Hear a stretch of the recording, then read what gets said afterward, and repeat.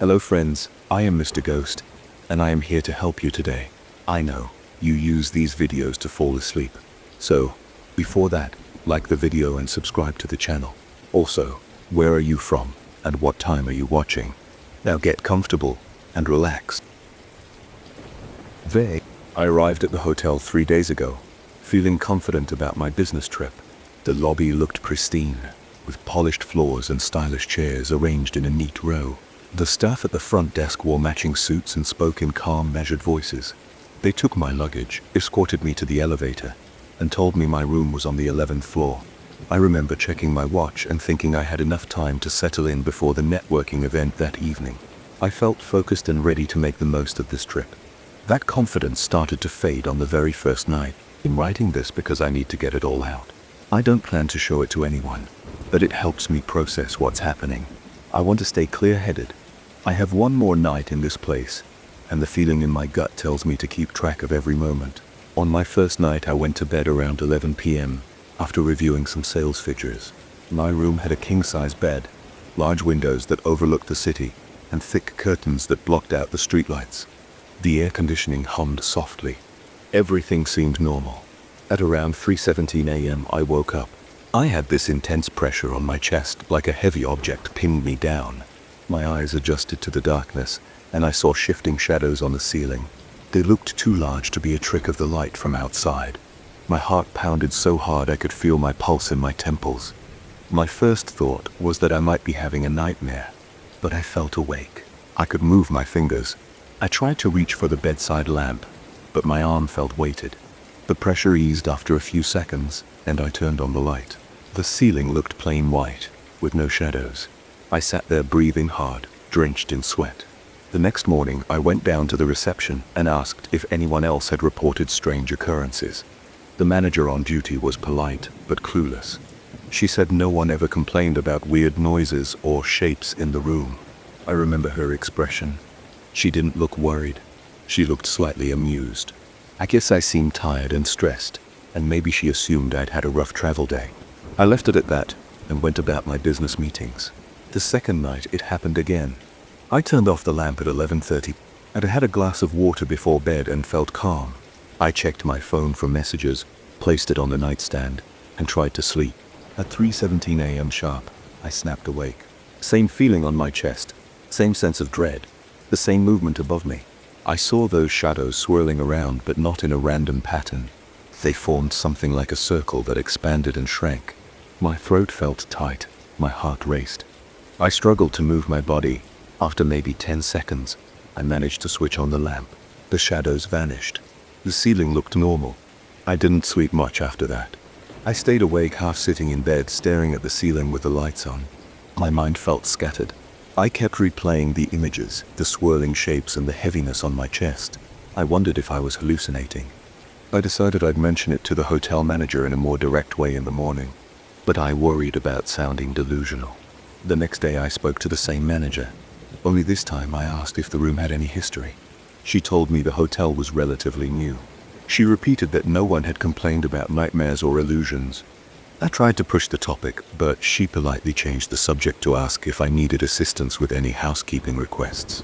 I realized I wasn't going to get anywhere with her, so I left. That afternoon I had a break between meetings. I went back to the room to rest. I sat on the edge of the bed feeling restless. My eyes landed on the thick carpet. The design was plain gray with no patterns. Suddenly a random thought struck me. What if there was something under the carpet? I dismissed it at first, but the idea kept nagging me. I had seen a slight bump near the left corner close to the wall. I walked over, crouched down, and pressed on that spot. The carpet was loose. Curious, I pulled it back. My pulse sped up when I saw pencil marks on the concrete floor underneath. They were thin lines and shapes that looked like geometric symbols. There were circles connected by triangles, small arcs, and strange markings that looked foreign to me. I peeled more of the carpet away until I uncovered a big section of the floor. The symbols formed a wide pattern that stretched under the bed. My skin prickled. The lines looked too organized to be random scribbles. Initially, my first thought was that some previous occupant had drawn them for a prank, but something about the careful detail made me uneasy. I quickly set the carpet back in place and stood there. my heart thumping. I realized I needed more information, so I grabbed my phone and searched online for any references to those shapes. After a few vague results, I stumbled onto some obscure forums about occult practices.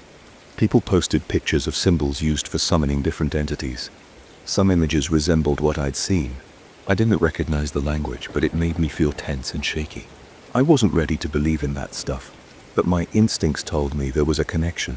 I decided not to tell the hotel staff. I didn't want them thinking I'd lost my mind.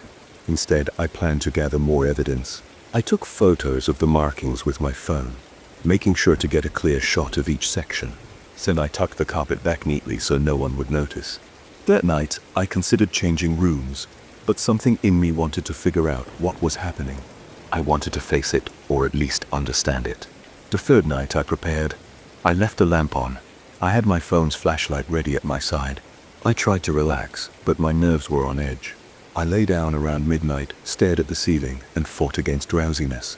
Eventually, I dozed off, and again around 3:17 a.m. I jolted awake. My chest tightened. I felt that crushing weight again. I grabbed my phone and turned on the flashlight. My hand shook.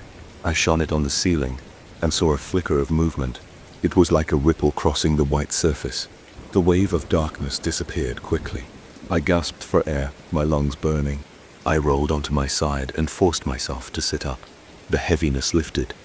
I felt drained, my heart hammering. I didn't see any figure, just a final tremor of shadow near the corner of the room. I turned on every light I could. I stayed up until morning. During the day, I went online again. I found more references to rituals performed in closed spaces, usually sealed under floors or hidden in walls. The text said these rituals sometimes trapped entities that needed to be banished through a proper procedure. I don't usually believe in this kind of thing, but the repeated pattern of waking up at the same time, the physical pressure, and the shadows matched too well. One forum user mentioned that if an entity isn't dispelled, it can linger. The idea made my stomach churn. I felt sweat on my forehead just reading about it. I took some notes on what these forums suggested, but I realized I had no idea how to do any kind of real banishing. One post said that if you can't perform the ceremony correctly, you shouldn't even try. Another said ignoring it might let it grow stronger. I wasn't sure what to do. I called an old friend who's into various esoteric practices, but I got his voicemail. I didn't feel comfortable explaining this in a message, so I just said I needed to talk as soon as possible. He never called back. I spent the rest of the afternoon staring at the clock, trying not to think about the upcoming night. By now I was running on adrenaline and coffee. When evening came, I went down to the lobby bar and had a couple of stiff drinks to calm my nerves. I watched people chat around me. They seemed at ease, laughing, checking their phones. I listened to their voices, trying to distract myself from my room upstairs. I stayed there until close to midnight, then forced myself to head back up. In the elevator, my fingers tapped the rail. My heart rate picked up the moment the doors opened onto the 11th floor. The hallway was quiet. The overhead lights flickered once, making me jump, but they settled. I walked to my door, slid in the keycard and stepped inside. I stood by the entrance for a few minutes just listening. The air conditioning made its usual low noise. I could hear a faint hum of city traffic through the windows. Nothing else. I told myself to gather my courage. I knelt by the corner of the room, lifted the carpet, and traced the lines with my fingertips. The pencil marks felt smooth on the concrete. It gave me chills.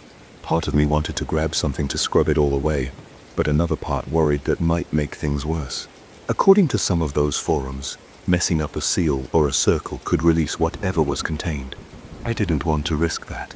I carefully replaced the carpet and stood up. I turned on every single light, including the bathroom one.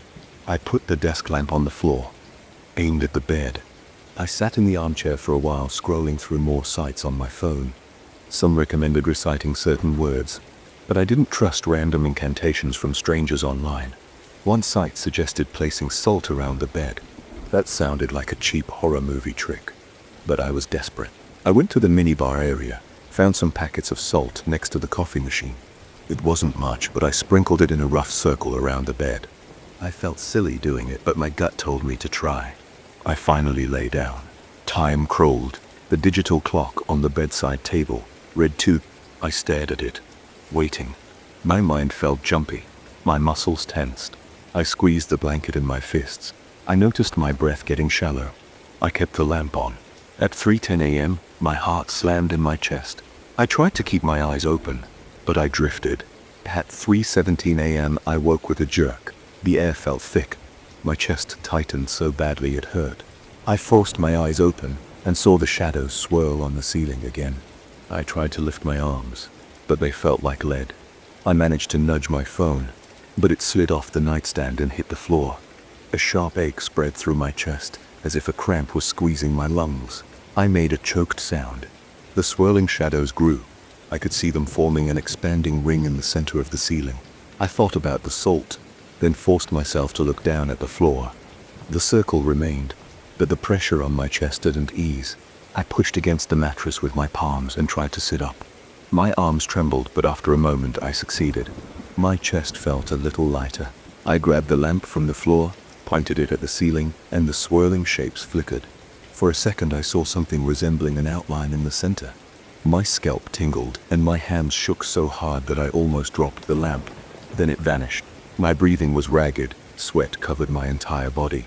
I stayed there, holding the lamp in my hand for the rest of the night. Now, it's the next morning. I'm sitting on the bed with my laptop on my knees, typing this out. My flight leaves tomorrow afternoon, and I'm supposed to stay one more night. But I'm thinking about booking an earlier flight. My pride is holding me back. I keep telling myself there must be a rational explanation. But every night has been the same. Same time, same crippling weight, same shifting shadows. And then there are the symbols under the carpet. They're real. I've seen them with my own eyes. I've taken photos. I have them saved on my phone. I haven't spoken to the manager again. I might just leave without a word and never return to this hotel. But part of me wonders if I should warn someone about the drawings on the floor. Maybe the hotel can bring in someone to remove them. Or maybe they'll just think I'm making it up. My mind keeps racing with these questions. I don't have answers, and I doubt I'll find them in the next few hours. Right now, I'm exhausted. My hands are still trembling a bit. My mouth feels dry. I'm going to buy a large bottle of water from the lobby store, then maybe see if I can get some fresh air. He'll avoid the manager. I don't want any more polite smiles or dismissive comments. Tonight, I'm planning to leave every single light on, keep my phone in my hand, and try to stay awake. If I can make it to sunrise, I'll get out of here. I'll pack my things, take the first flight I can find, and never look back at this place. I just want to shake off the memory of those nights and that crushing sensation on my chest. I don't know if there's something supernatural here or if it's a psychological reaction to stress. All I know is that every time I've closed my eyes past midnight, I've had the same experience at exactly 3:17 a.m. My chest still hurts a bit. My throat is tight. Every time I blink, I see those shadows swirling above me. I'll gather my courage and push through one more night. After that, I'm gone. Done. I remember that night clearly. It was foggy, and I had an uneasy feeling in my stomach as I drove along a dirt road that didn't get much traffic. I'd been taking a back route to avoid a main highway closure. There was almost no visibility beyond a few feet, and my headlights only lit up a thick wall of mist in front of me. I rolled down the window a bit to keep myself alert, but the damp air clung to my face. My knuckles felt stiff on the steering wheel, and my shoulders were tense from leaning forward trying to see past the fog. I was on a straight stretch of dirt lined by tall trees that looked like dark silhouettes against the faint moonlight. The road was bumpy, and every small rock or hole made my car jostle. I kept the radio off, because I wanted to hear any sign of oncoming vehicles, although deep down I didn't expect to see anyone. Then I caught sight of a shape through the haze. I tapped the brakes and peered ahead. It looked like a person walking by the roadside. I slowed down until I was barely moving. My heart started to pound because I didn't see anyone out there before, and a pedestrian on this road in the middle of the night seemed odd. Through the blur of fog, I could see an arm come up like a wave for help. I hesitated. I thought about just driving past, but part of me felt guilty. The figure was alone in the dark on a deserted road. I decided to pull over. The moment I brought the car to a stop, I realized something was off. The figure I saw was gone. I blinked a few times, rubbed my eyes, and stuck my head a bit further out of the open window. Nothing. No one. The wind rustled through the trees, and I thought I heard faint footsteps somewhere close but couldn't pinpoint them. I turned in my seat to look behind the car, wondering if the person had walked around the back, but the rear windshield showed only swirling fog. That's when I heard it. The sound of heavy breathing, like someone trying to catch their breath. It came from inside the car. I felt a jolt of adrenaline in my chest. My pulse hammered in my ears. I quickly glanced at the passenger seat, but it was empty. The sound was behind me. I looked in the rearview mirror. For a split second, I saw a figure sitting in the back seat staring straight at me. The face was pale, the eyes locked on mine, and the shape was blurry as if not fully there. My stomach dropped. My jaw clenched. I spun around to look directly, but there was no one there. I let out a shaky exhale and turned forward again. My hands were damp with sweat, and I could feel my heartbeat in my throat. I told myself I must be tired or my eyes were playing tricks on me. I tried to steady my breath. Then I heard that breathing again, slow and rough, like someone was exhausted. I glanced at the mirror. Nothing. I kept the engine running, and the car idled in a low rumble. I could feel the seat vibrate under me. I decided to move on. I didn't want to stay in that spot. I eased my foot under the gas. The wheels spun a little in the loose dirt, and I kept an eye on the mirror. My reflection looked tense, and I felt a chill, despite the humid night air. The temperature in the car seemed to drop. My arms broke out in goosebumps. The air smelled stale. I switched on the heater, but the vents blew only lukewarm air. That heavy breathing grew quieter, like it was receding into some corner of the back seat. As I drove, I fiddled with the radio, hoping some music or even static would calm my nerves. The display flickered and crackled, then cut out completely. The digital clock on the dashboard started to flash random numbers before going blank. A wave of dread sank into my gut. My eyes darted back to the rearview mirror. I saw a quick flicker of movement behind me, a kind of silhouette, but it vanished. I felt my scalp prickle with fear. My entire body was rigid. I tried to shake it off by focusing on the road. My headlights lit up the dirt track, and the fog swallowed everything else. The trees on both sides seemed to press in. My tires crunched the gravel, and I could hear the occasional knock of a small rock bouncing off the undercarriage. But my mind kept drifting back to that presence in the car. I kept telling myself I was being paranoid. Suddenly, the steering wheel jerked in my hands like someone had grabbed it. I yelped and yanked it back. The car swerved for a second, and I managed to straighten out. My heart pounded even harder.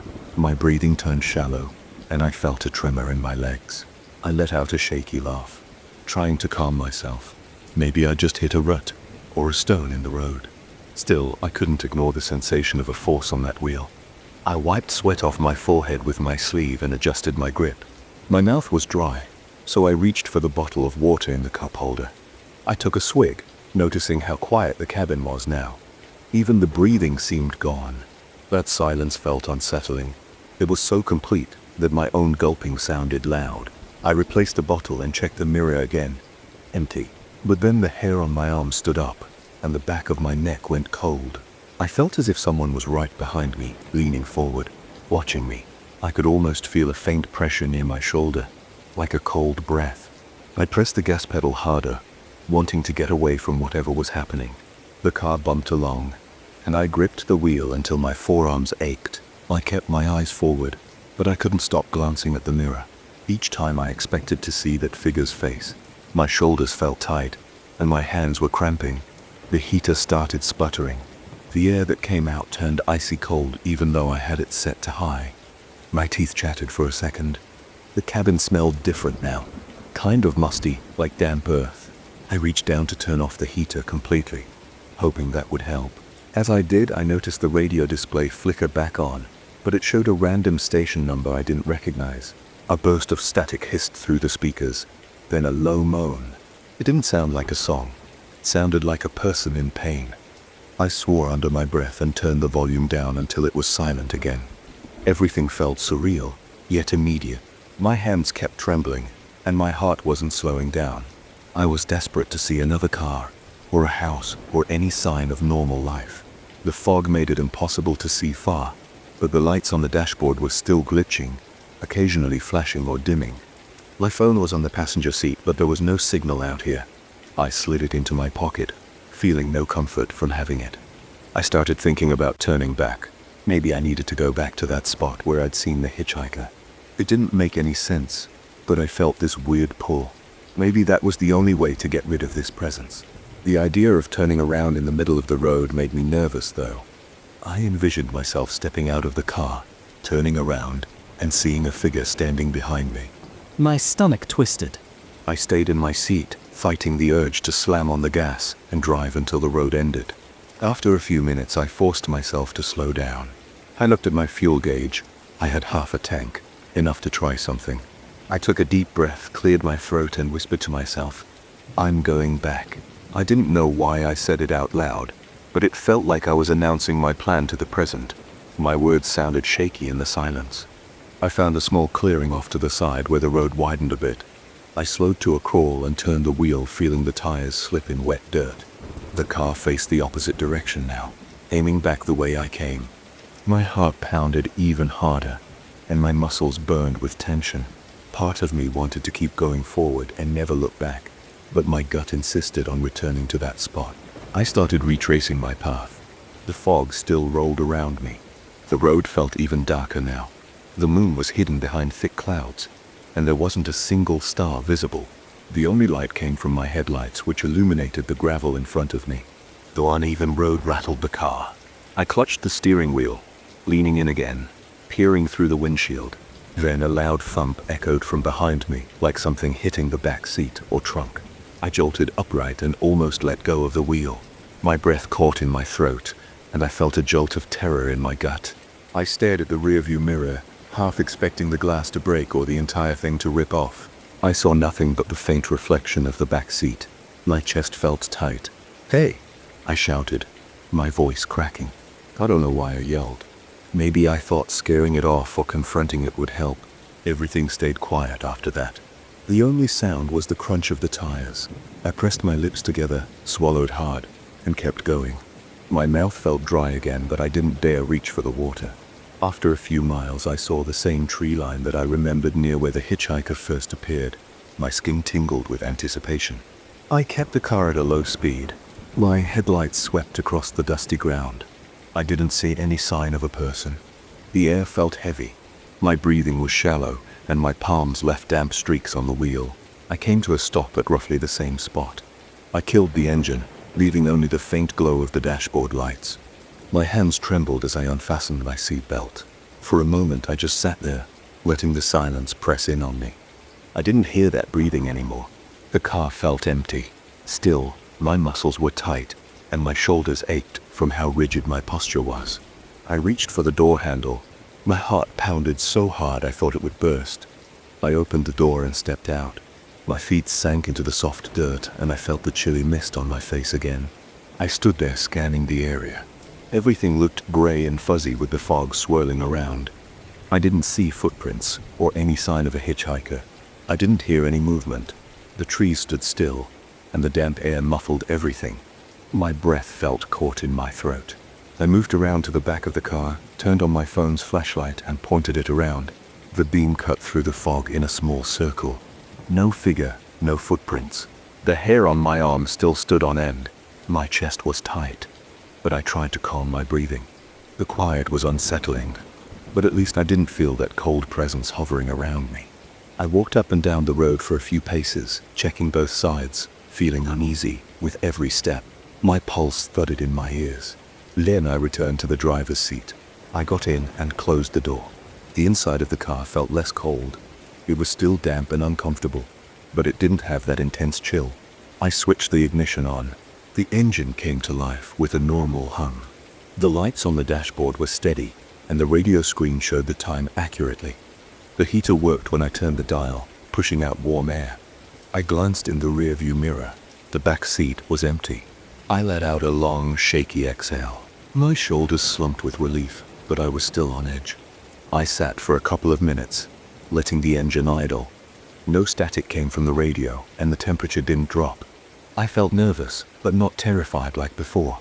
I put the car into gear and started driving forward again, following the same road, but in the original direction I had intended to go. I kept checking the mirrors, waiting for that face to appear again. It never did. As I pressed on, The fog began to lift. The dense grayness thinned out, and I could see more of the trees around me.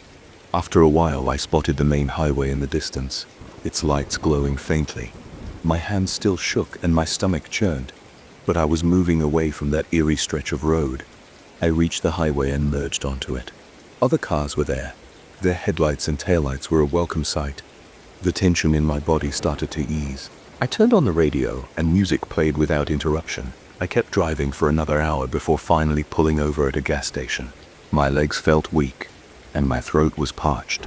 I filled up the tank, went inside for another bottle of water, and just stood there under the harsh fluorescent lights for a minute.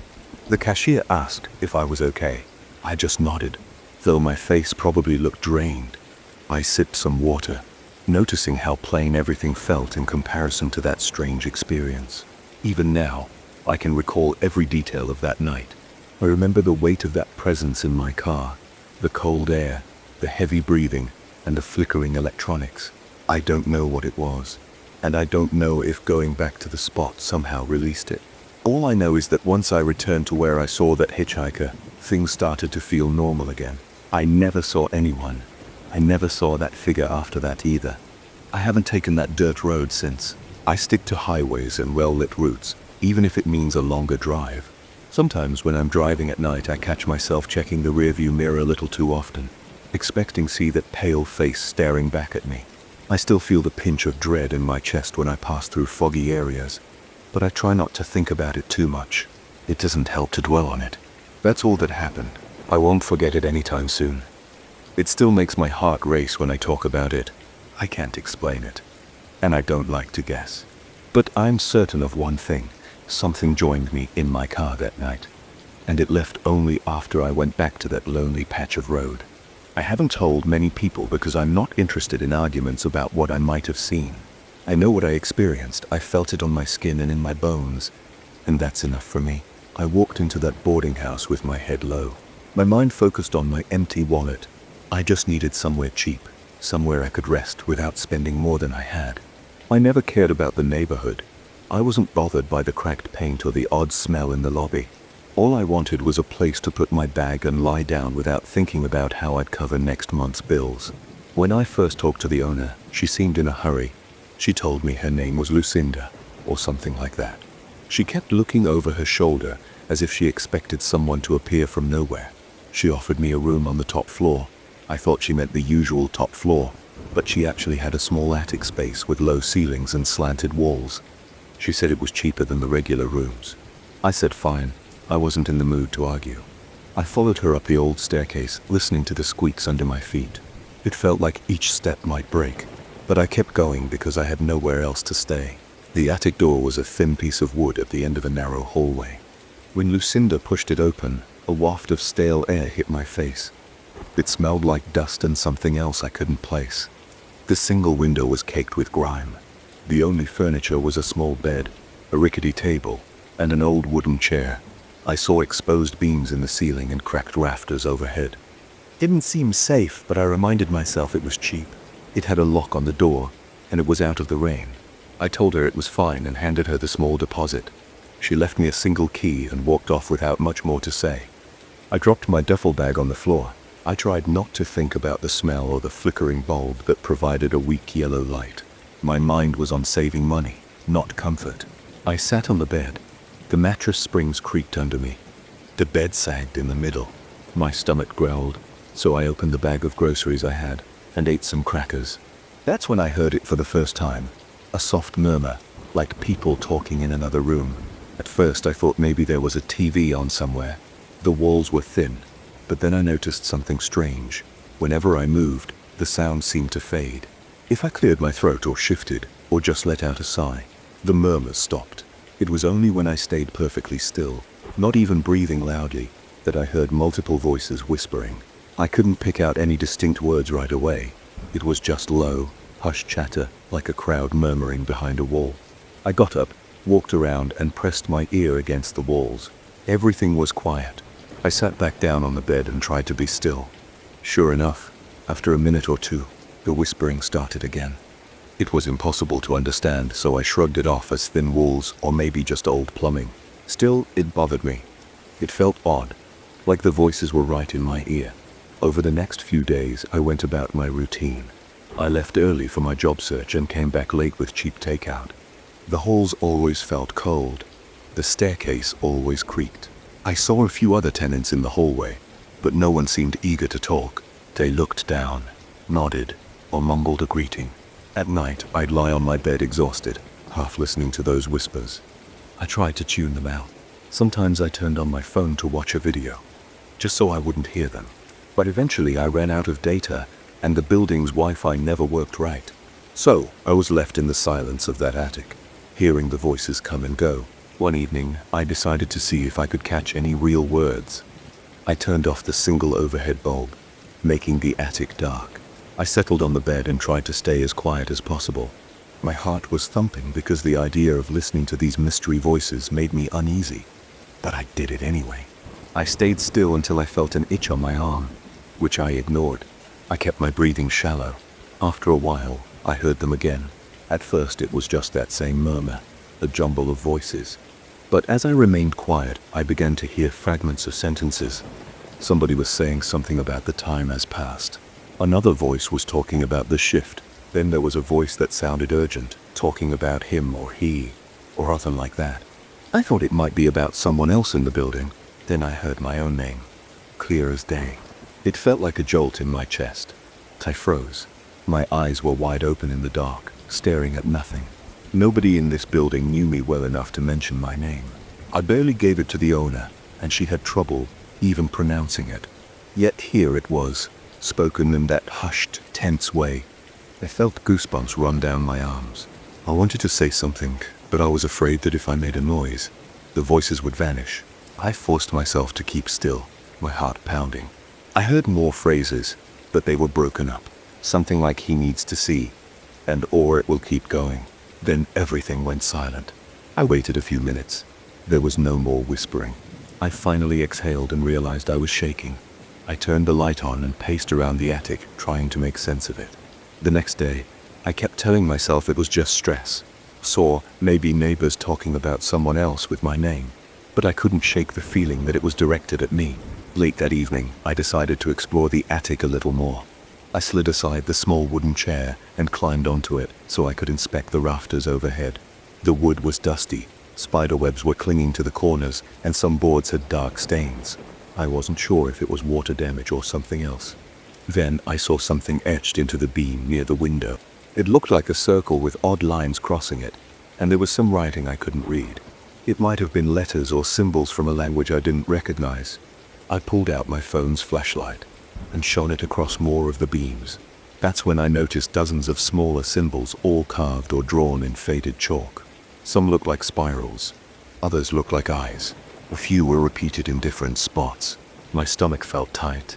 I was scared, but I also wanted to keep looking. I ran my finger along one of the carvings. The wood felt rough, and a little piece chipped off. My finger started to tingle like a small electric buzz. It startled me. I jerked my hand away, half expecting something to jump out.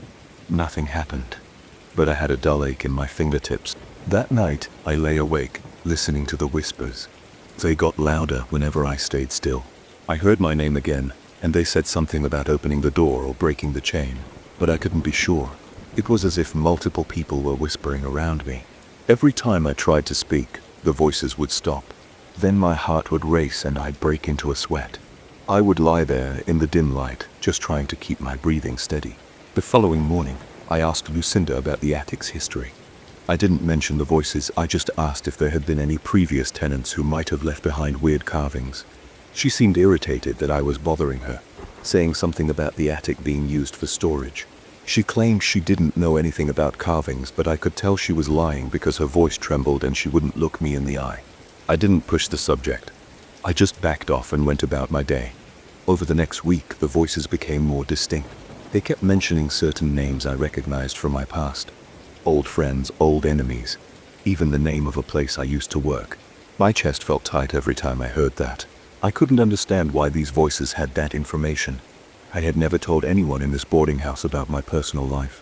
One night, I decided I needed to investigate more of the attic. I stood on the chair again, but this time I tried to move aside a loose board in the far corner. I used a small screwdriver from my bag. The board popped up with a creak, revealing a cramped space between the rafters. I shined my flashlight inside and saw more symbols scrawled on the underside of the wood. They seemed newer, like someone had drawn them recently. My heart was pounding, sweat rolled down the back of my neck. I also found a small bundle of cloth stuffed in there. It was a faded piece of fabric tied with old string. I tugged it out. Inside, there were scraps of paper, all covered in writing I didn't recognize.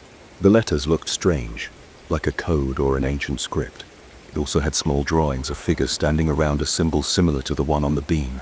My hands were shaking as I flipped through them. There were references to echoes and past voices. One line in English said, "They must be heard to be freed." Another said, "If you do nothing, you join them." That made my stomach clench. My breathing grew shallow. I was alone in that attic, crouching under a beam, reading these disturbing messages. I felt cold air on my arms. I heard a faint creaking from somewhere above me, though I couldn't see anything move. I set the bundle down and tried to calm myself. The air felt thick, like it was pressing on my chest. I picked up the bundle again and shoved it in my bag. I was determined to ask someone about this stuff, but I didn't know who. Later that night, the whispers came back stronger than ever. I turned off the light late on my bed and stayed as still as I could. The voices sounded agitated. Some were almost hissing. Others were sharp, as if they were angry. I heard them say my name several times. He found it, and he must do it now. My heart was hammering, my breathing fast, and sweat trickled down my forehead. I clenched my jaw, unsure what to do. I rolled over, switched on the light, and shouted, "What do you want from me?" But the instant I made noise, the voices vanished. My voice echoed in the cramped attic. I felt stupid shouting at nothing. My hands were shaking. My eyes darted around the room, searching for any movement. I saw nothing but the same peeling wallpaper and the same dirty window. I stayed up for hours, afraid to turn off the light again. The next day I realized I couldn't keep living like that. My mind was frayed. I decided to confront those symbols head on. I climbed onto a chair and started scraping one of the carvings with a knife. The wood splintered under the blade, and a few shards fell to the floor. I kept going, ignoring how the attic seemed to get colder. My teeth chattered. After a few minutes I stopped. My chest was tight and I felt a buzzing in my ears, almost like pressure building up. Then I noticed the voices again. But I was still moving. They were so loud that I could hear them even though I wasn't totally silent. They were disjointed, but it felt like they were screaming. I dropped the knife and stepped back, my head pounding. I grabbed my bag and rushed out of the attic, my footsteps echoing in the hallway. I stayed outside for a while, just breathing in fresh air. My heart was racing, my hands shaking. After I calmed down a bit, I went back in, not knowing what else to do. I couldn't afford another place. The boarding house was all I had. That night, I decided to set my phone to record audio while I tried to sleep. I placed it near the center of the attic, made sure it was fully charged, and hit record. I lay on the bed and tried to relax. The voices started up after a few minutes. I heard them mention my name repeatedly. They said something like, "He must break it," or "He must open it." It was always unclear. They also mentioned the bundle, calling it the key. I felt my body trembling. My breath was unsteady, and I stayed perfectly still so I could record every word. In the morning, I played back the recording. I heard myself breathing, the bed creaking, and then faint whispers. I turned the volume all the way up. I could make out a few words: liberate, complete, and my name. I heard a phrase that sounded like "we are echoes from before." My mouth went dry. Hearing it on the recording made it feel more real. I spent the day trying to interpret the clues I had. The strange symbols, the scraps of paper, the voices wanting me to do something. I understood that they wanted me to free them somehow. I also knew that if I did nothing, they might pull me in. I had no idea what that meant. By nightfall, I felt cornered. My body was tense, my shoulders ached, my mouth was dry. I couldn't keep living in that fear. I looked at the bundle of fabric I had found and remembered the lines. They must be heard to be freed, and if you do nothing, you join them. I stood under the beam with those strange carvings, turned off the light, and said, "I'm listening." The attic felt ice cold. My breath came out in shaky rasps. The voices erupted around me like they were pressing against my ears. They sounded furious at first, then desperate, then pleading. I nodded. Not sure why, but I just felt like I had to respond. I said, "I accept," without knowing what I was accepting. The murmuring rose to a roar, then died down. I turned the light on. My heart was pounding so hard it hurt. I looked up at the beam. Most of those symbols were still there, except for the one I had scraped. I didn't know what to do next. The voices stayed silent after that. I stood there for a while waiting for something else. Eventually I got into bed, stared at the ceiling, and tried to sleep. The next morning I woke up feeling drained. I heard no whispers. I checked the rafters. The symbols were the same. I took the bundle of papers and placed them on the small table. I felt a bit calmer, though I had no real explanation for any of this. All I knew was that the voices had quieted for now, and I still couldn't leave. I needed that cheap room. But I had the sense that something changed. Maybe I agreed to help them. Maybe I accidentally agreed to let them pull me in. I'm not sure. I just know that every now and then when I'm totally quiet, I still hear those voices. They're softer, like they're watching, waiting for me to act. And every time I see those symbols on the wood, my fingers buzz with that strange energy. I don't know what happens next, but I'm stuck in that attic until I figure it out, or until I lose myself in the silence. For now, that's my life, and I can afford to move anywhere else.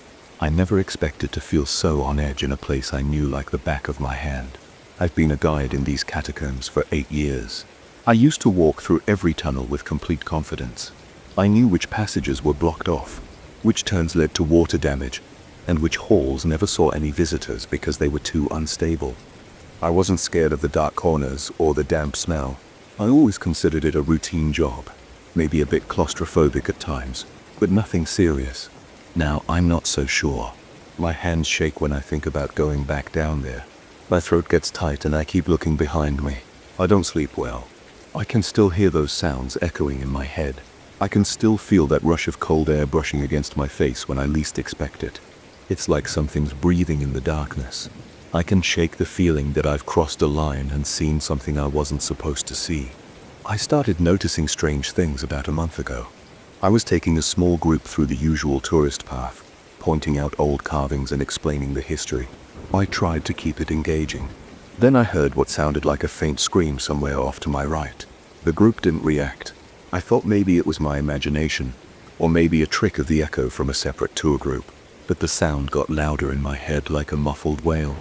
My stomach tightened and I forgot a few lines of my usual script. I took a moment to breathe and continued with the tour, but I couldn't ignore the sick feeling it gave me. After the tour ended, I walked back to that section by myself. I stood there, flashlight in hand, listening. I heard nothing. The air was stale, and the silence seemed to press in on my ears. I felt uneasy, but told myself it must have been a random echo. Still, I went home with a headache that night. I shrugged it off. During the following week, there were more odd moments. I'd step away from the group for a second, maybe to show them a specific inscription, and I feel a sudden gust of air on my back. The catacombs don't usually have strong drafts. The air is often still and musty, but this felt like a breeze from a tunnel opening, except there wasn't any new opening in that area. I'd look around, shining my flashlight in every corner, and see the same old walls, damp stone and cracks. No gap in the bricks, no new hole, nothing. Yet I felt the rush of air, cool on my skin, real as anything. I convinced myself there must be a narrow ventilation duct somewhere I hadn't noticed. I didn't want to think about it too hard, but the feeling was strong enough that I sometimes dropped my flashlight from shock. My heart would race and I'd have to calm myself down by taking slow breaths. Then came the night I saw that passage. It was late. I'd stayed behind after the last tour, double-checking the back section of the catacombs for safety issues. We were scheduled for a larger group the next morning, so I wanted to make sure everything was stable. Most nights I feel fine in the tunnels, even when I'm alone. That night felt different. The light seemed dimmer and my steps echoed with a hollow ring that made me tense up. My pulse throbbed in my neck. My eyes kept darting toward corners. I normally never gave a second thought. I kept hearing faint shuffling noises behind me, like feet dragging on stone. I shone my flashlight over my shoulder more times than I want to admit, but I never saw anything. I was about to wrap up and head back to the main exit when my flashlight beam caught something unusual. It looked like a small archway on the left side of the corridor, in a spot that had always seemed like a solid wall. I'd never noticed any sign of an entrance there. The stone looked old, worn, and covered in dust, but the shape was clear. There was an opening maybe 3 feet wide, arcing upward about 6 feet high. I stepped closer, my heart racing, and wiped some of the grime away with my sleeve. Below the arch, I saw carvings in the stone. The words were in a language I didn't recognize, except for a phrase that stood out. It said Labyrinth of the Repentant in older lettering, like an ancient mix of Latin and something else. The rest of the symbols looked twisted with strange lines that circled back on themselves. The more I stared at them, the more my vision blurred. My hands got sweaty, and my breathing grew shallow. I thought I saw the lines shifting in the faint light, like they were moving when I wasn't looking directly at them. I thought about leaving right then. It was late, and I was already uncomfortable, but my curiosity got the best of me. I stepped into the passage, holding my flashlight out in front. The temperature dropped almost instantly. My breath came out in soft clouds and my lips felt numb. The walls seemed tight around my shoulders, but they widened as I went forward. I heard a low whisper near my ear, but I couldn't make out the words. The floor felt uneven under my boots. I tripped on a rock and nearly fell. My flashlight flickered, casting wild shadows on the walls. I smelled damp moss and something sharp like sulfur.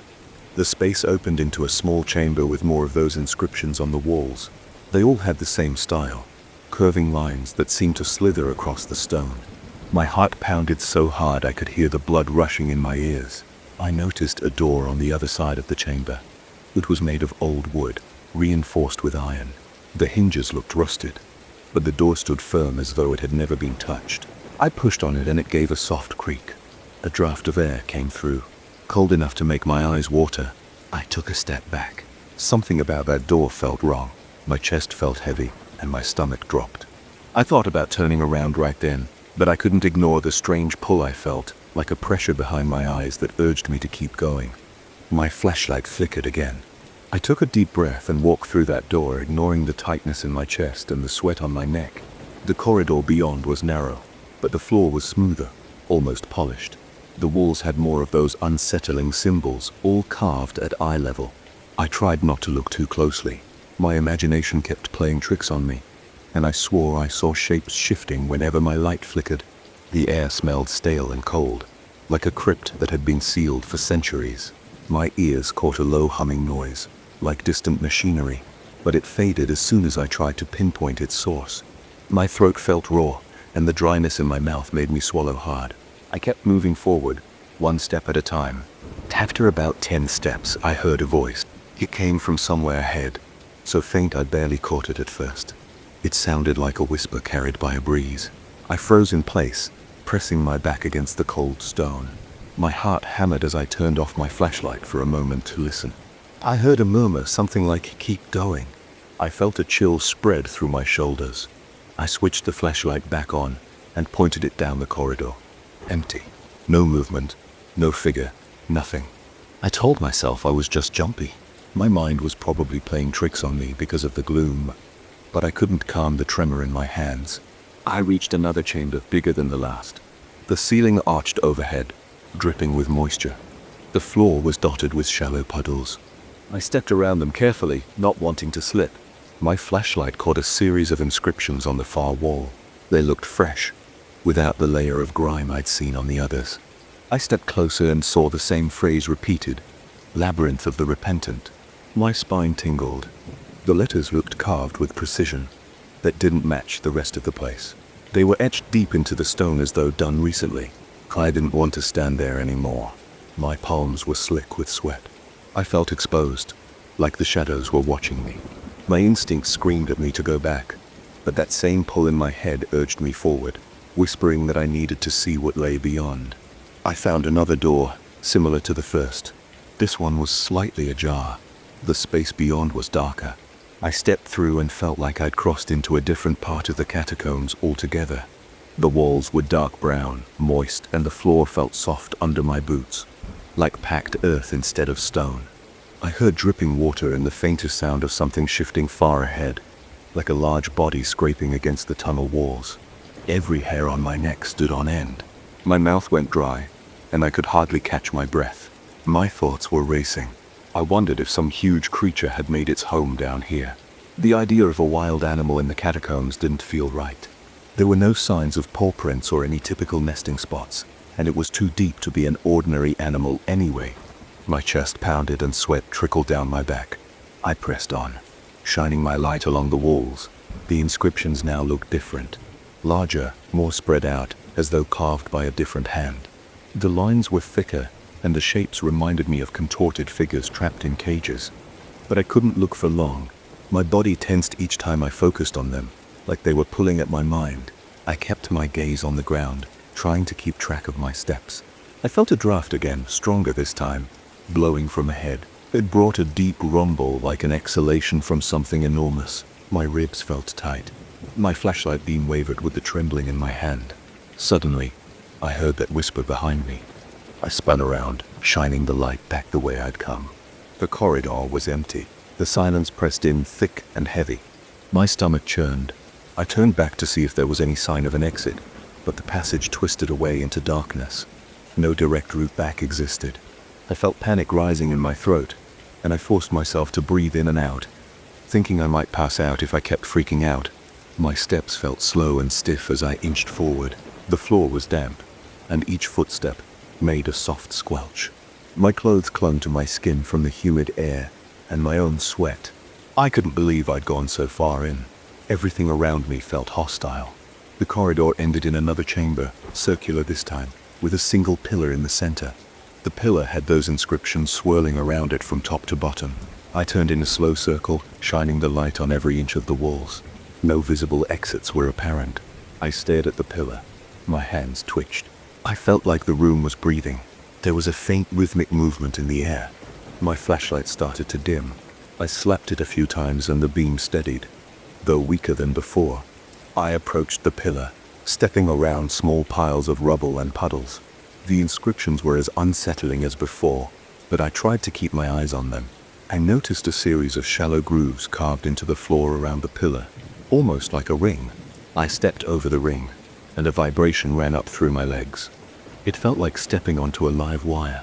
That's when the pillar started to glow faintly. It wasn't a bright light, more like a dull shimmer. I heard that same whisper, now all around me. My chest seized and my knees felt weak. I dropped my flashlight. It clattered on the ground, rolling away. I scrambled to pick it up, never taking my eyes off the pillar. The glow faded after a few seconds, leaving me in near darkness except for the flickering beam of my flashlight. I backed away, stumbling over the ring in the floor. My leg twitched and I bit my lip. The taste of copper flooded my mouth. The whisper got louder for a split second, then stopped. Everything went dead silent. My ears rang from the absence of sound. I don't know how long I stood there, breathing fast, feeling like my entire body was trembling. Finally, I forced myself to step back the way I came. I moved slowly, shining my flashlight on every inch of the walls to find the corridor. I expected the door to be right there, but it took me several minutes to realize the chamber must have shifted somehow. I traced my hand along the damp stone, searching for the opening. My heart hammered and I started to sweat more than ever. The wall felt solid. No door, no seam, nothing. I let out a shaky breath. My mind spun. I tried not to panic, but I felt claustrophobia tightening around me. I circled the room 2 or 3 times, running my hand across every surface. All stone, no gaps, no door. Eventually, I found a small crack in the far side of the room. I put my shoulder against it and pushed. It shifted, making a grinding noise. My heart lifted for a second. I shoved harder, and a piece of the wall slid open about a foot. I squeezed through, scraping my arms on the rough stone. My flashlight beam danced over a narrow tunnel. I followed it, feeling relief with every step away from that chamber. My breath rasped in my ears, and I just wanted to get out. After several minutes, the tunnel opened into a passage I recognized. The old bricks and dripping ceiling told me I was near the main corridor we sometimes blocked off for safety reasons. I let out a sigh and rushed down the path, finally recognizing markers we'd placed on the walls. My boots kicked up dust as I pushed forward, ignoring the dull ache in my legs. I found the main corridor, then followed it to the exit. I broke into a near run. I didn't stop until I was outside, under the dim light of the lone security lamp near the entrance. I leaned against the cold stone exterior, chest heaving. My clothes were damp, My mind was a mess of images, shifting walls, the glowing pillar, the whispers that seemed to come from every direction. I locked up and left without telling anyone what happened. I had no explanation. I didn't want to sound crazy, but the experience has stayed with me. Every time I close my eyes, I see those inscriptions dancing on the walls, twisting into shapes I can't describe. I hear the deep rumble like a giant breathing in the shadows. My pulse races, and I feel a wave of nausea. I've tried to tell myself it's all in my head, but it doesn't help. I keep thinking about that phrase, labyrinth of the repentant. It's like it's carved into my thoughts, looping endlessly. Now each day I guide tourists. I avoid that section of the catacombs. I stick to well-lit tunnels and familiar rooms, but I can't ignore the sense that there's something else down there. The air feels charged, like static before a storm. The walls seem closer than they used to be.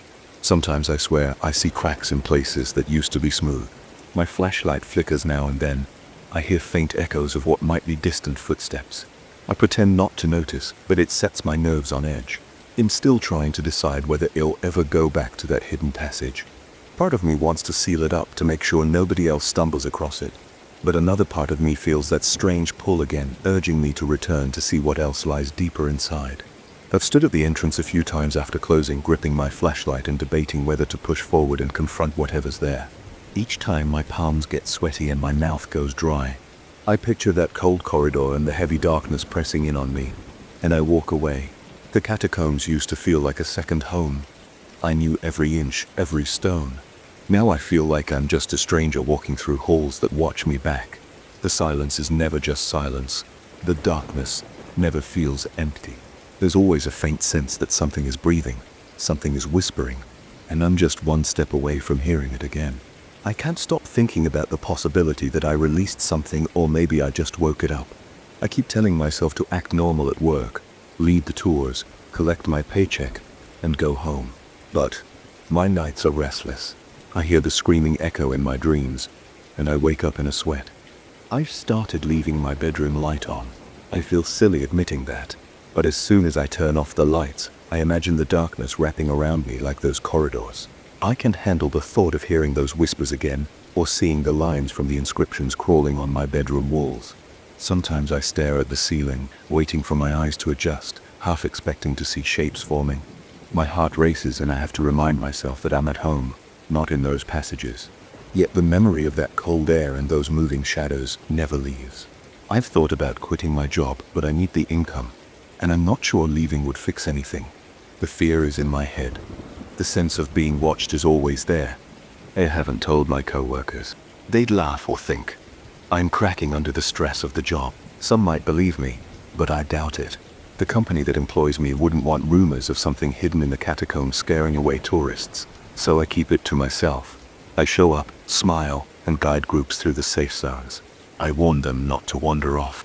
Inside, my stomach tightens every time someone takes a step too close to an uncharted tunnel.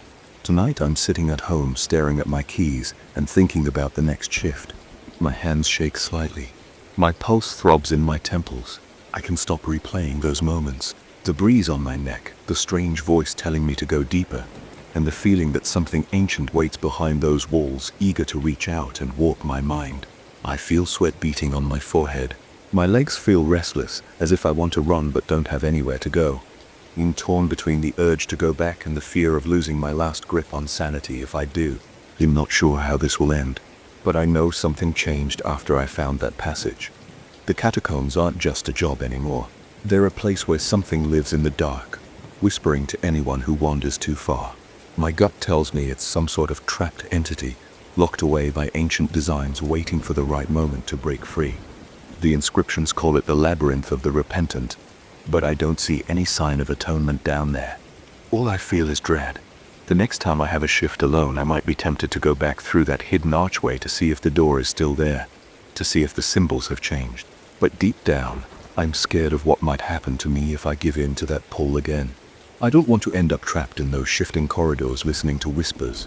I can't escape. For now, I'll try to keep my head down, stick to the guided paths, and hope whatever is down there stays locked behind that door. Because one thing is certain, something in those tunnels wants out, and I'm not sure I can hold on my sanity if I face it again.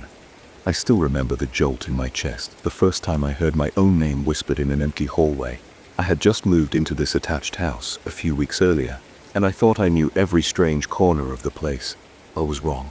I never planned to live in a house with such a peculiar design.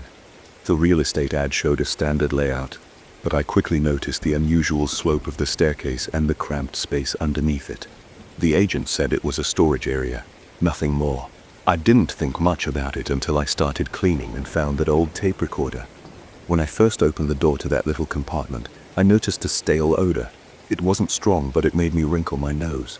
The space was small, barely big enough for a few boxes. It had a low ceiling and the light bulb flickered when I switched it on. The walls were rough with peeling paint and a few cobwebs. I saw a dusty stack of cardboard boxes in the corner. I dragged them into the hallway, hoping to toss out whatever junk the previous owner left behind. That's when I noticed a smaller box hidden behind the rest. It was an old shoebox with torn edges. I opened it and saw a tape recorder inside. It looked like something from decades ago, with large buttons and a heavy plastic casing. Next to it were several cassette tapes labeled with dates. I carried the box into the living room, set it on the coffee table, and sat on the couch.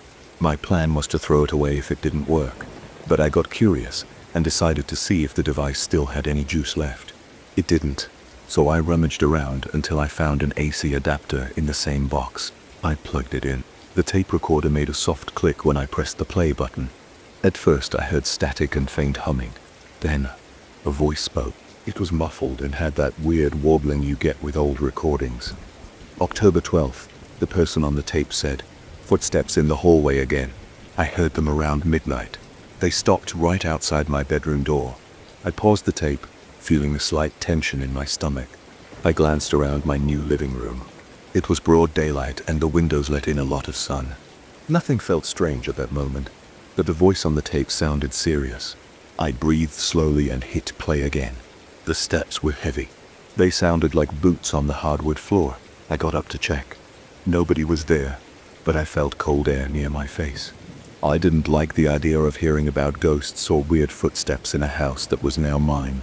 I switched off the recorder and decided to put everything back in the box. I planned to forget about it or maybe listen to more of it when I felt braver. But an hour later, I found myself wondering about the rest of the tapes. Curiosity got the better of me, and I grabbed the next cassette from the shoebox. It was labeled with a different date. I popped it in, pressed play, and wait. The voice on this tape sounded different. It was deeper, almost panicked. November 3rd, it said. Door slammed in the middle of the night. I tried to open it, but it was locked from the inside. Then, I heard my name coming from somewhere behind me. I felt a little shaky. I realized I was leaning forward, elbows on my knees, staring at the tape recorder. I pictured that scenario in my head. It sent a small chill through my arms. I rubbed my palms together, trying to calm myself. Then I heard a tapping noise. It came from the wall behind me. I froze and turned around. The wall looked solid. I stood up and walked over, pressing my ear to the plaster. Nothing. It was probably the house settling, maybe the neighbor. It was a semi-detached property after all. The walls were shared, but the timing freaked me out. The tape talked about a door slamming, then I heard taps on the wall. I had an uneasy feeling, but I played the tape again. The deeper voice described something else. I kept hearing that same voice in the hallway. Last night it whispered, "Come here," but it sounded like it was right next to my ear. I pressed stop and exhaled. My living room was quiet. I felt the hum of the refrigerator in the kitchen. I heard a car drive by outside. Everything seemed normal. I told myself I was overreacting. I rewound the tape to see if I had missed anything. Then I noticed something else in the background. A faint thumping. It was softer than the voice, but it was there. My skin prickled. I switched off the recorder again and got up. I thought I might be scaring myself, so I decided to go outside for some fresh air. I stepped onto the front porch and leaned on the railing. The street was quiet. The neighbor's car was parked a few feet away.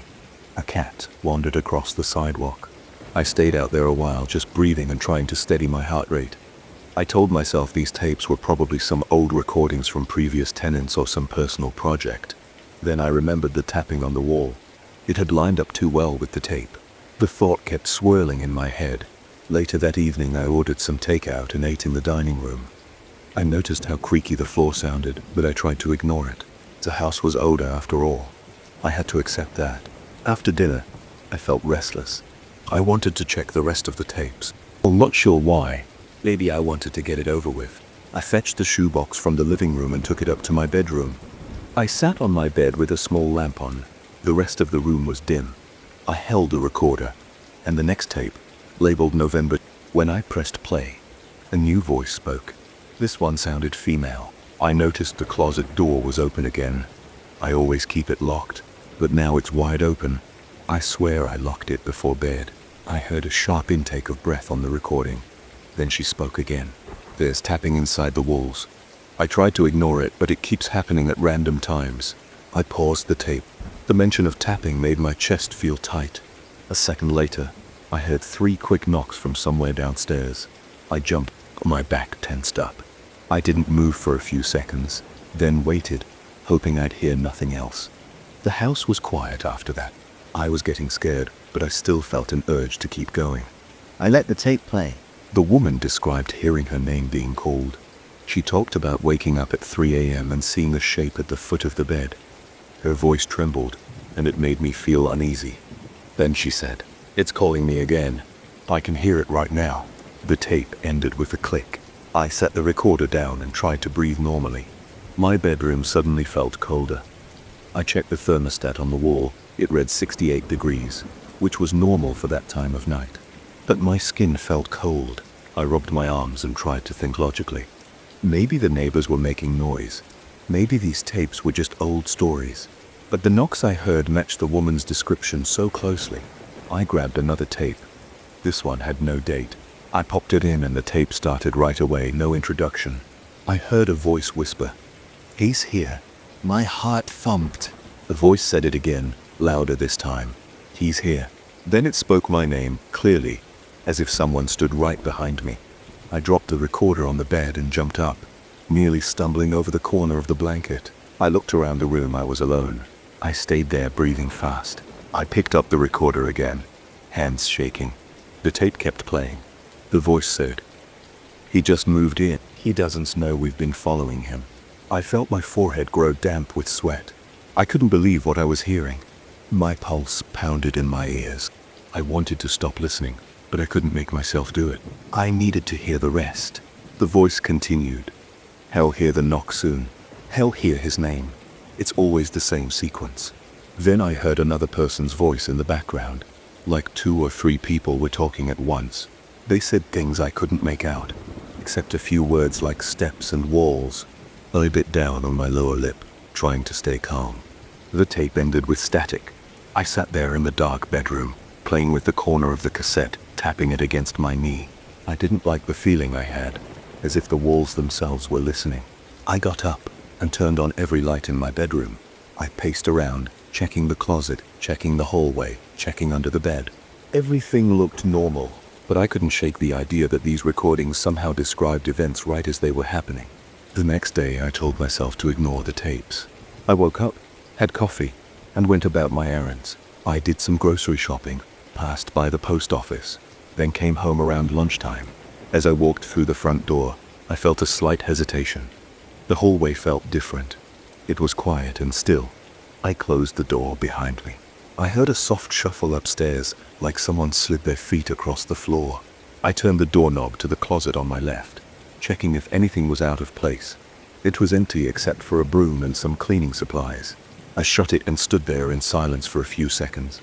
I thought about the tapes again, especially the one that said, "He's here." I tried to remember the exact wording. It said something about following me for a long time. The idea that these voices had been tracking me before I moved here made my skin crawl. I'd never noticed anything odd in my old apartment, unless I just never paid attention. I couldn't rest. I went back to the little storage space under the stairs, wanting to see if I missed anything else. The light bulb flickered when I turned it on. The walls looked the same, peeling paint, a few cobwebs, some scuff marks on the floor. I noticed a weird scratch pattern on one wall. It looked like long lines, maybe from something scraping against it. I ran my hand over it. The lines were shallow but irregular. I wondered if some piece of furniture had been dragged through there. I checked the corners using my phone's flashlight to see if there was any hidden compartment. Nothing. I shook my head, feeling a wave of frustration. There had to be a logical explanation for all this. Maybe the previous tenants recorded these tapes as a prank or some kind of therapy. Still, the mention of my name was too specific. That afternoon, I decided to listen to each tape from start to finish. I sat in the living room, curtains drawn, lights on, and worked through them one by one, taking notes on a pad of paper. Most of the tapes featured different voices, both men and women, and they all described similar events: knocking footsteps, voices calling their names. Some described cold spots or doors slamming. A few mentioned seeing shadows. The final tapes mentioned my name. Some referred to me by describing places I used to frequent, like my old coffee shop or my workplace. That detail made my throat go dry. As I listened, I felt an uncomfortable pressure in my chest. I'd pause the tape whenever I heard something I couldn't believe, like references to things I did before I moved into this house. I tried to recall if I'd seen anyone watching me at the old place. I thought about neighbors, co-workers, random people at the grocery store. None of it rang a bell. My notes were messy, half sentences and scribbled question marks. Around 7 p.m. I paused to grab a bite to eat. I went to the kitchen, fixed a sandwich, and leaned against the counter. I heard movement in the living room, a subtle shifting like someone brushing against the couch. When I went back to check, nothing looked disturbed, but the air felt heavy. I didn't hear anything else, so I sat down and forced myself to finish the last tape. It started with another voice I didn't recognize. Then I heard shuffling, like the recorder was being moved around. A person spoke my name again. Then he said, "She's listening to this right now." I stopped breathing for a second. Then I heard a faint click, like a door being opened on the recording. The voice continued, "Look behind you." I froze. My eyes darted around the living room. I felt my grip tighten on the recorder. I slowly turned my head and looked behind me.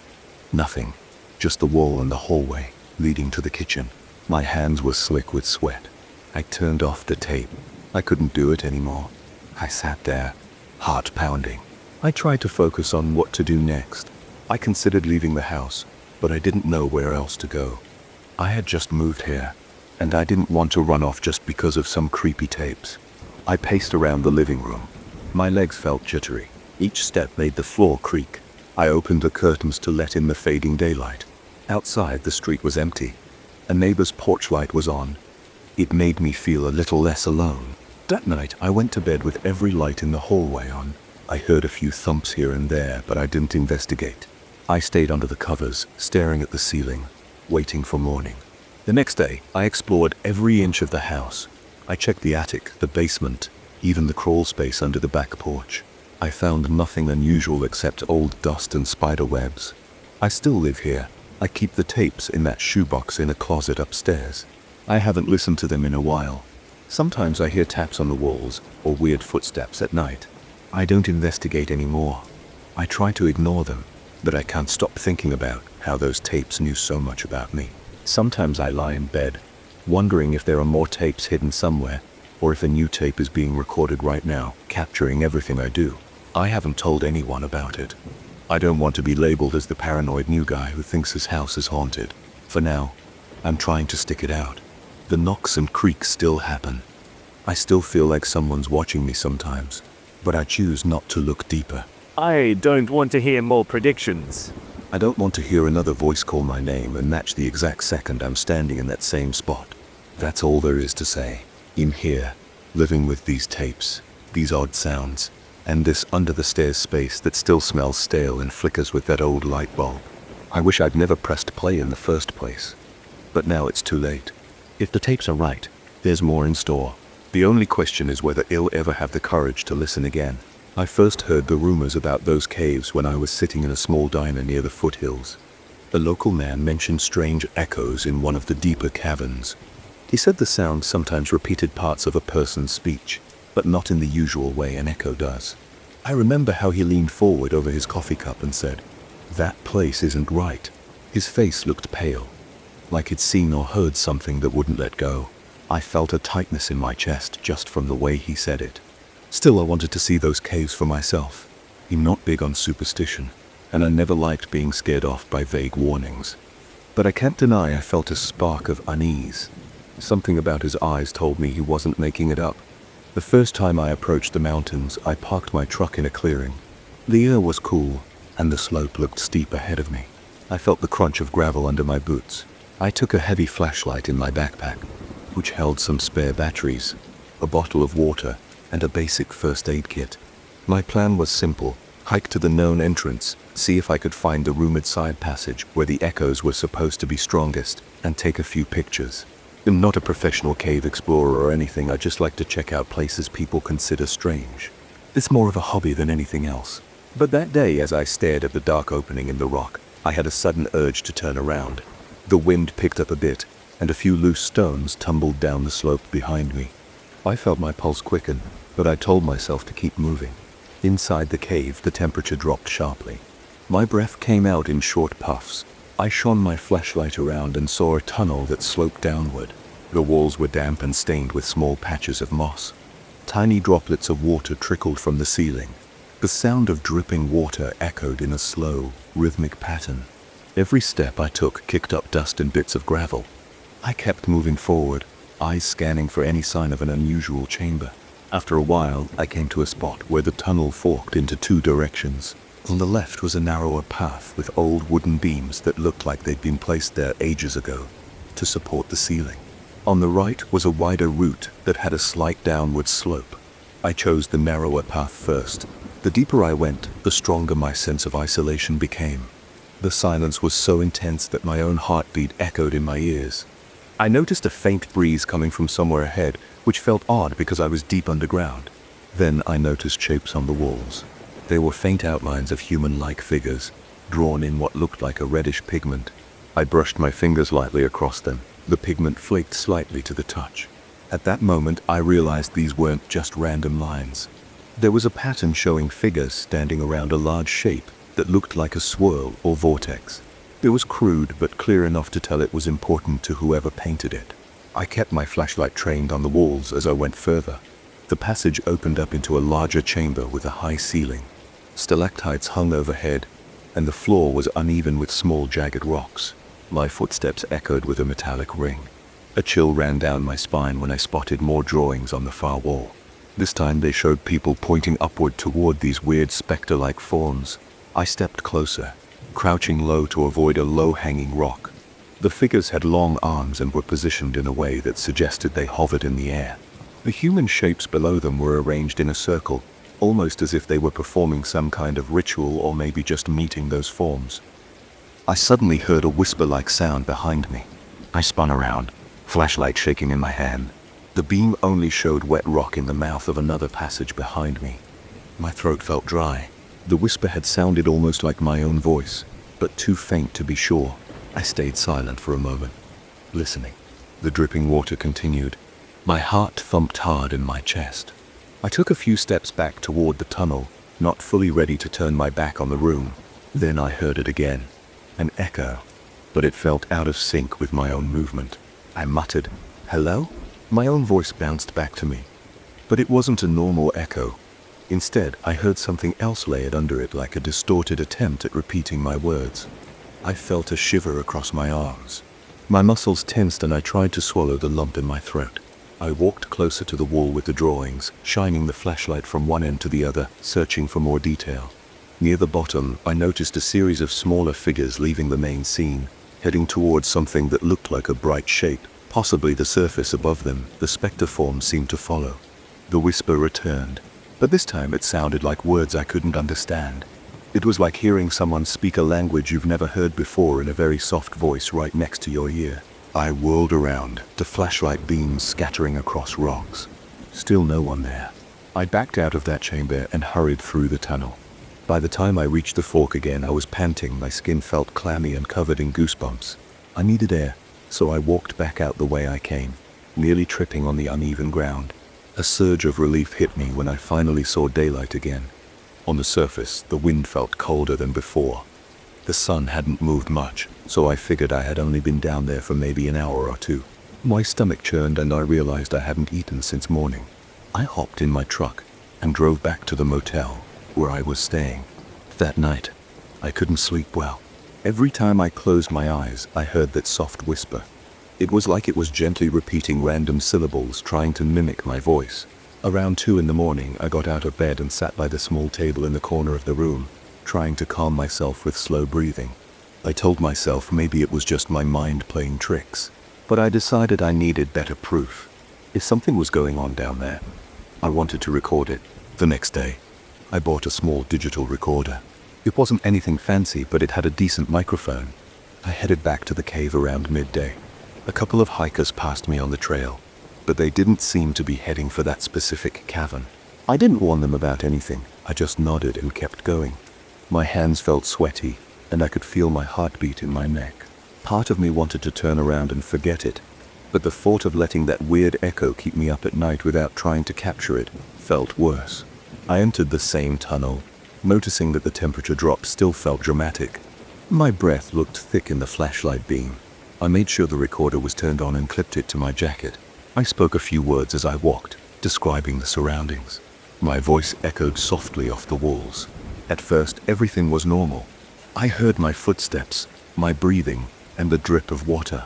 I reached the large chamber again, noticing the same paintings. This time I could see them more clearly. The red pigment formed shapes of swirling lines above the specter forms. It looked like a chaotic scene, but I couldn't decipher the meaning. I turned full circle, shining my flashlight around. That's when the echo started again. I heard words that sounded like eyes or ice. The syllables were muffled, but it definitely wasn't just my own voice bouncing back. My hands tensed on the flashlight. I stayed quiet to see if it would continue. After a few seconds, a series of hushed sounds floated through the chamber. It was like a group of voices whispering at once. My pulse hammered in my ears, and I felt sweat forming on my forehead. I said, "Who's there?" My voice echoed, but it didn't match up perfectly with what came back. The whisper that returned sounded like a mixture of my words and something else. Eyes that see. In the dark. It was choppy and distant, but I caught enough to piece it together. I stepped back, nearly stumbling over a rock. My breathing got faster. I forced myself to hold still and keep the recorder running. Another phrase came a few seconds later, broken and hard to understand. Beings. Follow. Each visitor. My stomach flipped. My legs felt weak. I slowly left the chamber, moving with short steps. The echoes continued, but they grew fainter as I inched away. They seemed to fade into static. I didn't dare speak again until I was back near the entrance. Once I saw daylight, I ran the rest of the way out. My lungs burned from the sudden burst of effort.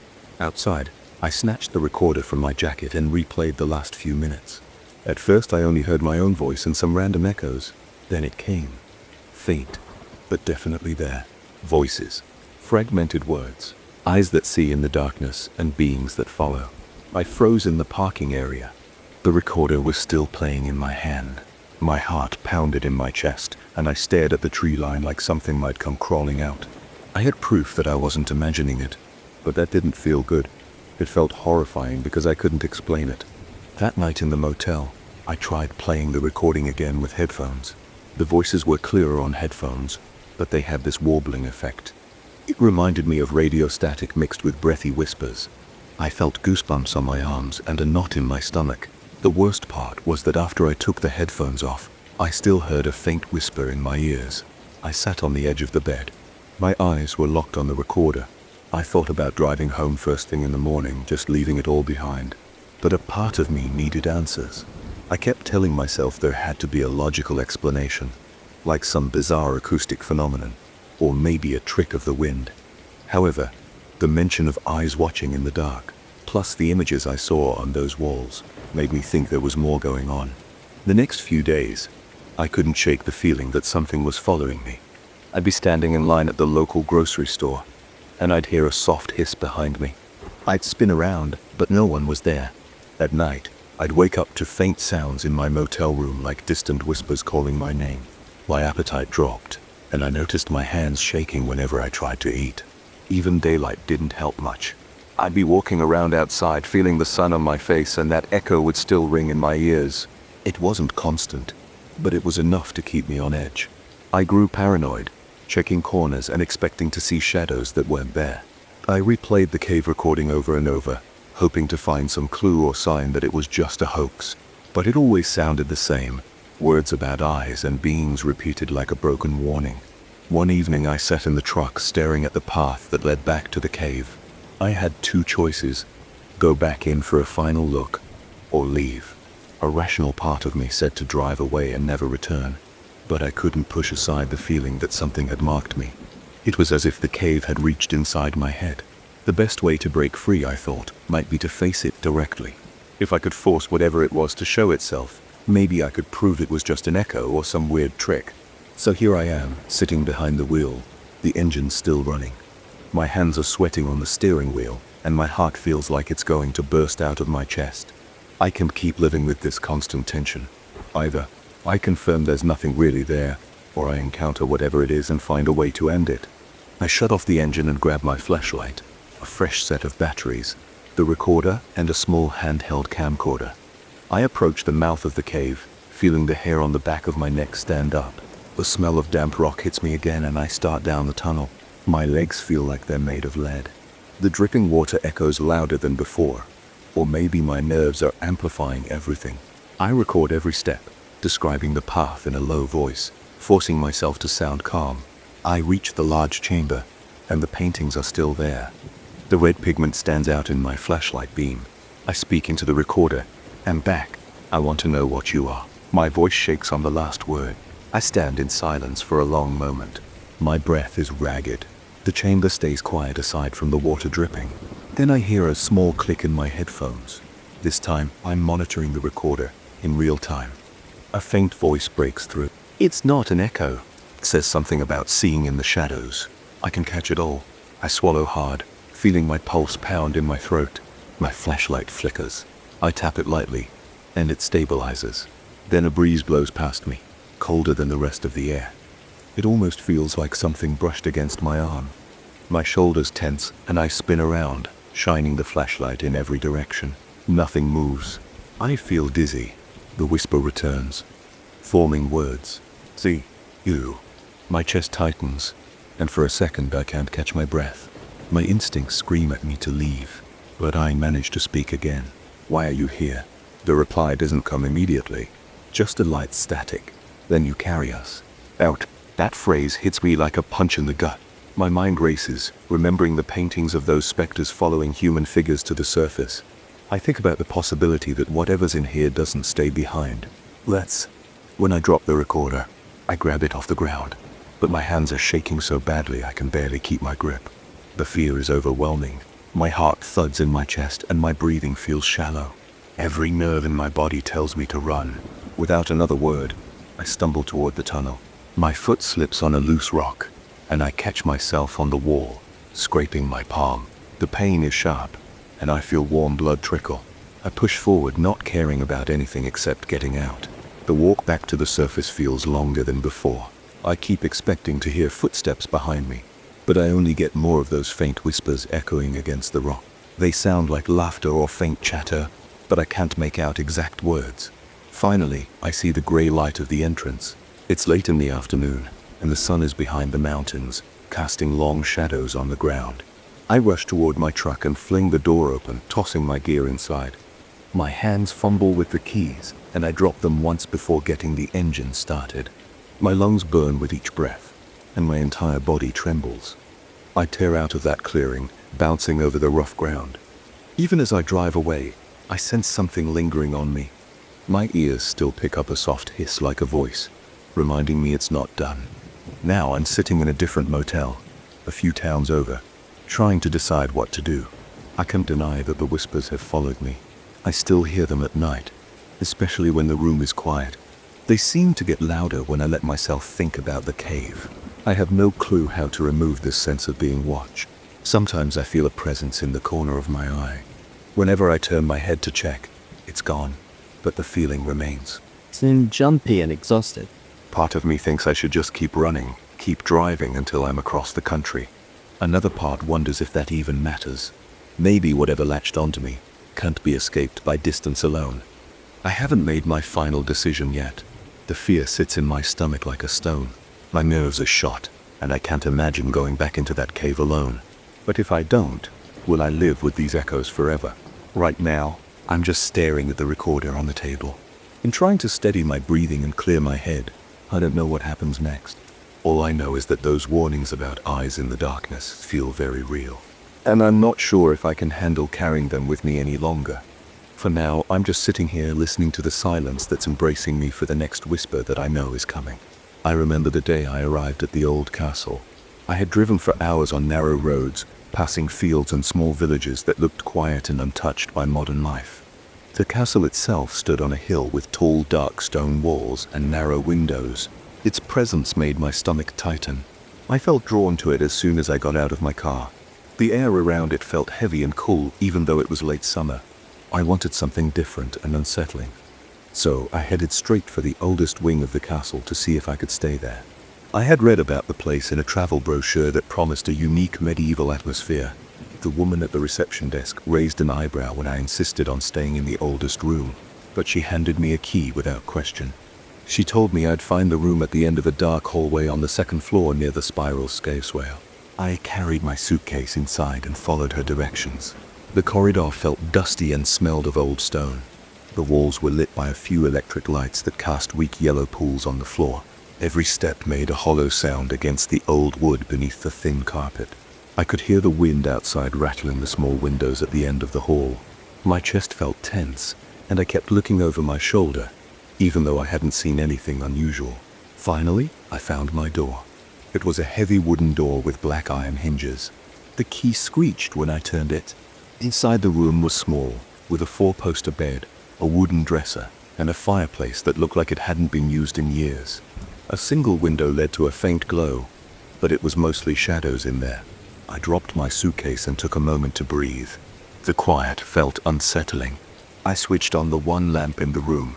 Its light didn't do much except make the corners look darker. The walls were cold stone and the temperature in the room seemed to drop a few degrees compared to the hallway. I set my suitcase on the bed and opened the window to let in some fresh air. That's when I noticed how thick the walls were. The windowsill looked almost a foot deep, and the stones around it were rough. Outside, the sun was setting, and the sky was turning orange. The courtyard below was empty except for a few parked cars. I rubbed my arms to get rid of the chills. As the sun dipped below the castle walls, I noticed my shadow on the far wall. It seemed normal at first, just me standing there. Then I moved to close the window, and there was a brief delay before my shadow moved. I stopped and did the same motion again, but more slowly. I raised my hand, and the shadow lifted its arm a split second later. My stomach knotted up. I told myself it might be the weird angle of the lamp or something about the light from outside. I tried to shake it off, but it felt strange. I pressed my hand against the wall, and the shadow did the same, but I noticed it kind of jerked at the last moment, like it hesitated. I told myself I was just tired from the long drive. It was the first evening and I had nothing else to do, so I wandered downstairs to see if there was some kind of dining area. I found a small dining hall in the newer wing. I took a seat near the corner and ordered a simple meal from the staff. They served me bread, soup, and a glass of water. There weren't many guests around. I overheard a couple in the distance, but they seemed preoccupied with their own business. The staff moved quietly, and the atmosphere felt subdued, almost somber. After I finished eating, I walked around the courtyard for a few minutes. The night sky was clear, and I saw a few bats flitting near the castle towers. The moonlight gave the place a faint silver glow. My footsteps on the cobblestones echoed in the empty space. I tried to calm my nerves by focusing on my breathing. Eventually, I headed back to my room. I switched off the lamp and slipped under the covers. I planned to get up early the next day to explore the nearby village and maybe learn more about the castle's history. Sleep didn't come easily. Every small sound made my heart pound. I heard the old wood beams creaking and the wind whistling through the windows. Finally, I drifted off. The next morning I woke up feeling stiff.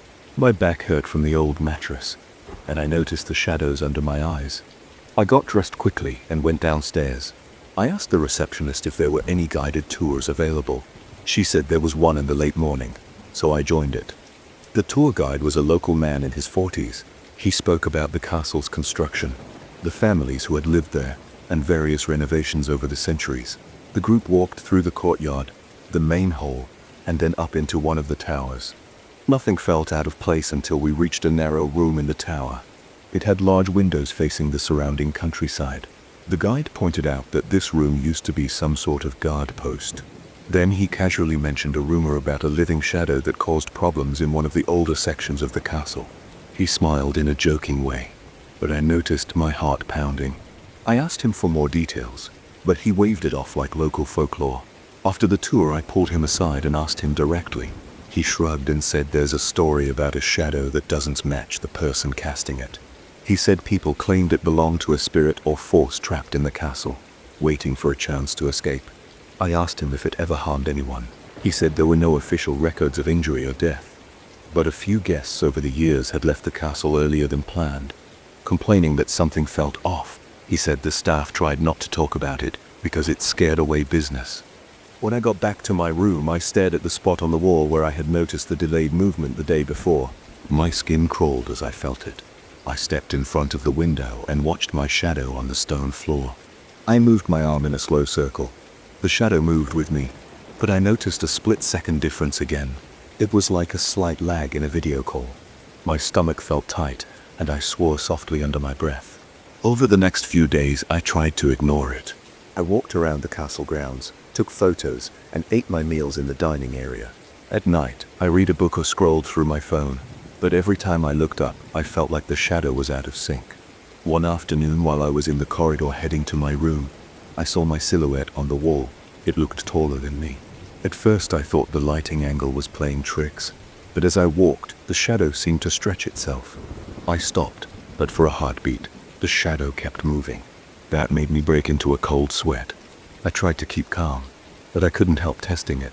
I turned corners quickly, trying to catch it off guard. Sometimes it followed me normally. Other times it had that unsettling delay. It gave me a jolt of adrenaline every time. My hands would get clammy, and my legs felt weak. I struggled to eat much because my stomach was in knots. I asked the receptionist if anyone else had reported flickering lights or strange electrical issues. She said no. I didn't mention my shadow directly, but I think she sensed I was uneasy because she asked if everything was all right. I lied and said I was just tired. That evening I decided to learn more. I walked down to a small tavern just outside the castle walls. It was a short walk through the gates and then down a cobblestone path. Inside, the tavern was dimly lit, with a few local people sitting at the bar. I ordered a beer and tried to make conversation. Eventually I found one older man who knew a bit about the castle legends. He said there was a story about a shadow that was once imprisoned in the fortress. He claimed that a long time ago someone performed some kind of ritual to contain this entity. The shadow couldn't leave on its own, so it stayed trapped in the walls. According to him, it needed a host or someone to bond with to break free. He said visitors who stayed in certain rooms reported that their shadows didn't look or move quite right. I asked if there was a way to stop it. He shrugged and said some people claimed that if you leave soon enough, it won't fully attach. Other people tried to confront it, but he didn't have details on how that went. He just told me to be careful. His tone was calm, but it made my heart race. I felt a chill across my shoulders. I finished my beer quickly and headed back to the castle. When I entered my room, I noticed the shadow right away. The lamp was on the nightstand, casting a strong outline of my form onto the wall, but the shape on the wall had broad shoulders, and its head looked slightly tilted even though I was standing straight. I raised my arms. The shadow lifted its arms more slowly and with a strange jerk at the top. I felt my scalp prickle. My mouth went dry. I moved around the room just to see if it would correct itself. It didn't. It followed me, but with those little hesitations and shifts, my heart thumped in my chest. I turned off the lamp and sat on the bed in the dark. I couldn't sleep. Every time I closed my eyes, I imagined the shadow creeping along the walls, getting larger and more separate from me. My chest tightened, and my arms felt tense. I got up, turned the lamp back on, then left the room. I walked down the halls, hoping to clear my head. The corridor was quiet, and smelled like damp stone. My footsteps echoed. When I passed by a window, I saw my reflection in the glass. The shadow behind me looked heavier. I swung my arm. The reflection shadow took an extra second to catch up. I cursed under my breath, and nearly tripped over my own feet. I went back to the front desk and asked the receptionist if there was another room available in a different wing. She said they were booked up for the night because a small tour group had arrived earlier that evening. She offered me a couch in the lobby if I felt uncomfortable. but I couldn't say yes without explaining why. I didn't want to sound crazy. Shook my head and thanked her, then returned to my room. The next morning, I woke up feeling groggy. I had finally managed to sleep for a few hours after leaving the light on all night.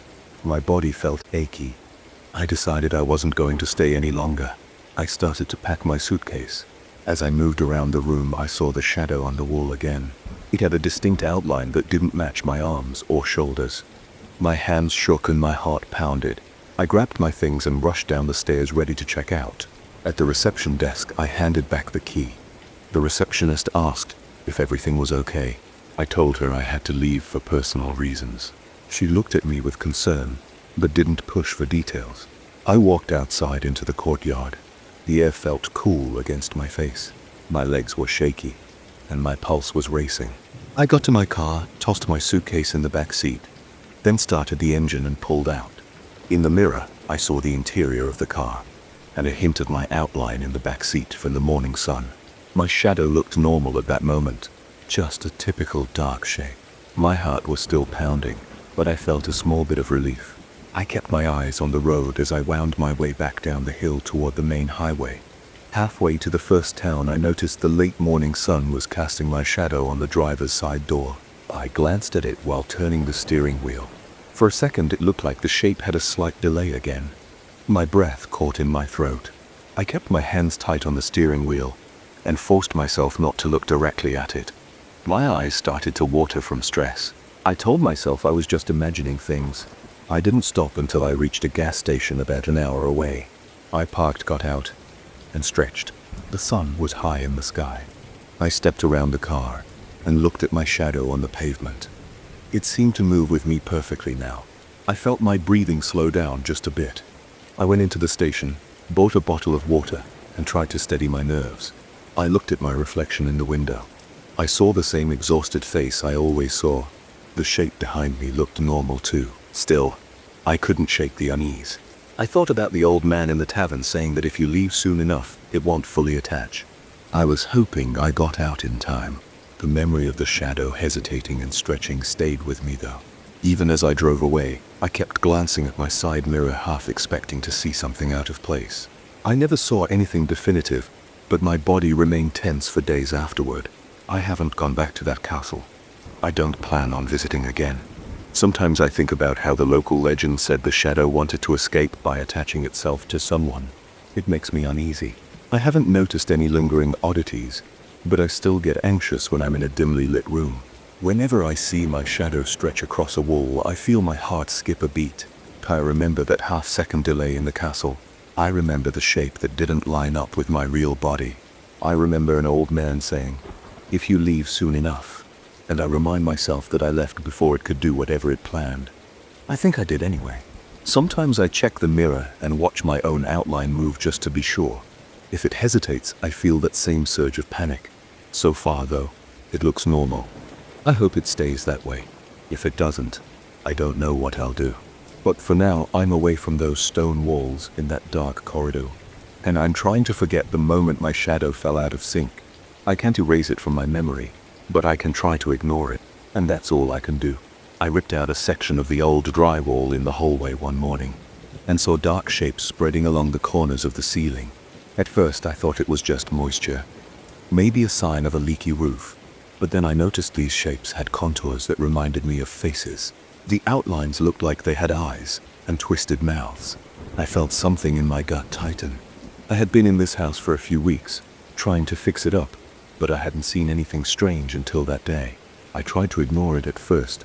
The house is old, and old houses often have leaks. I had a bucket of joint compound by my feet, and I remember tapping the lid nervously, listening to the hollow sound. Then I dragged a stepladder over to the corner and climbed up to inspect the damage. I reached out and pressed my fingertips against the wet plaster. It felt slick, and a faint odor of damp earth clung to my skin after I pulled my hand away. There was no obvious hole or crack, no sign of infiltration that I could easily patch. It just looked like water had seeped through the plaster in random patterns.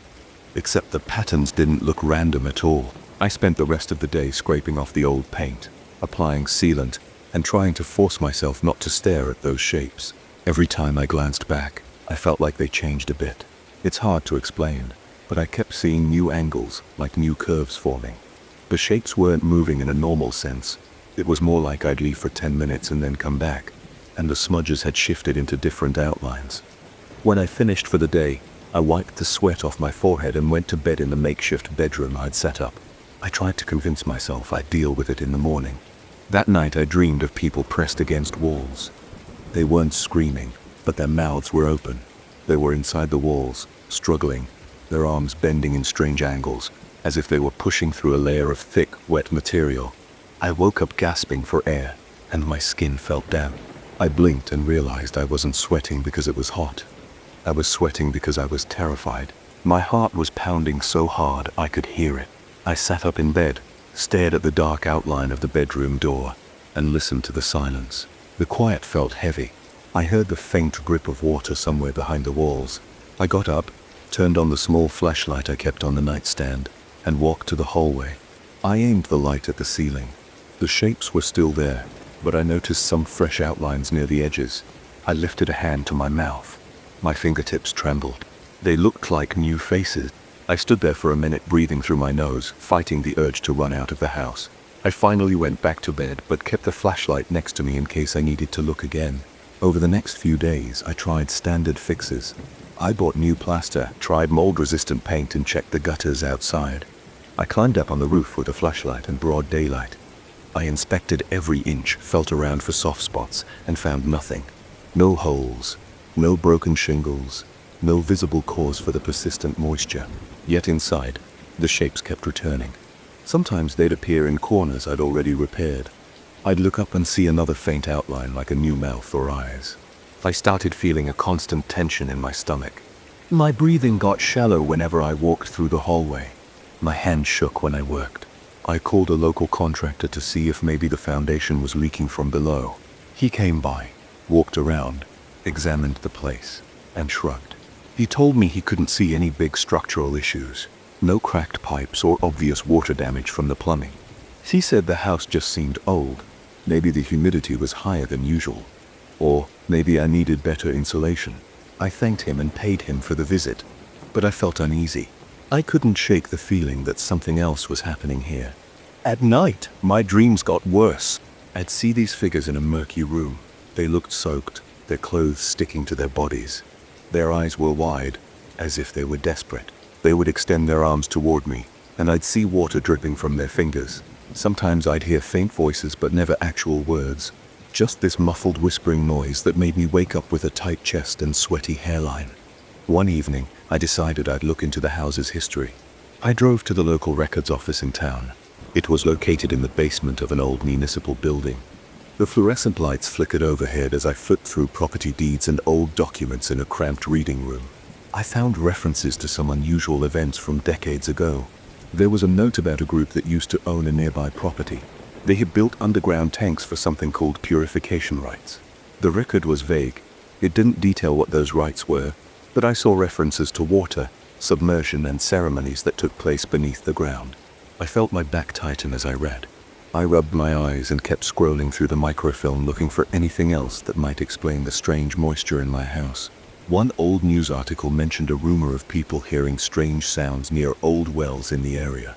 Another piece described a local rumor about an abandoned meeting place where a group practiced secret rituals involving water. No mention of actual injuries or anything like that. Just stories about folks hearing odd chanting sounds at night, then noticing unusual damp spots in their homes the next morning. I stayed until closing time, gathering as much information as I could. I left with a handful of printed records and a spinning mind. Driving back, I kept tapping my fingers on the steering wheel. I wanted to believe it was all folklore, but the shapes on my ceiling didn't feel like random mold patterns anymore. They felt alive. When I got home, I went straight to the hallway. I didn't even bother turning on the main lights. I used a small flashlight again and aimed it at the corners of the ceiling. The black smudges looked more defined. I saw what resembled two large eyes side by side and a line below them that might have been a mouth. My neck felt stiff. I turned off the flashlight, then turned on the overhead light, hoping that normal illumination would make it look less threatening. But it looked worse. The outlines were so clear that I stepped back involuntarily and bumped into the wall behind me. I could smell damp plaster. I could feel the moisture in the air. I breathed in and out, trying to stay calm. I decided I'd check the basement. I'd only glanced down there a couple of times, but I'd never really explored it.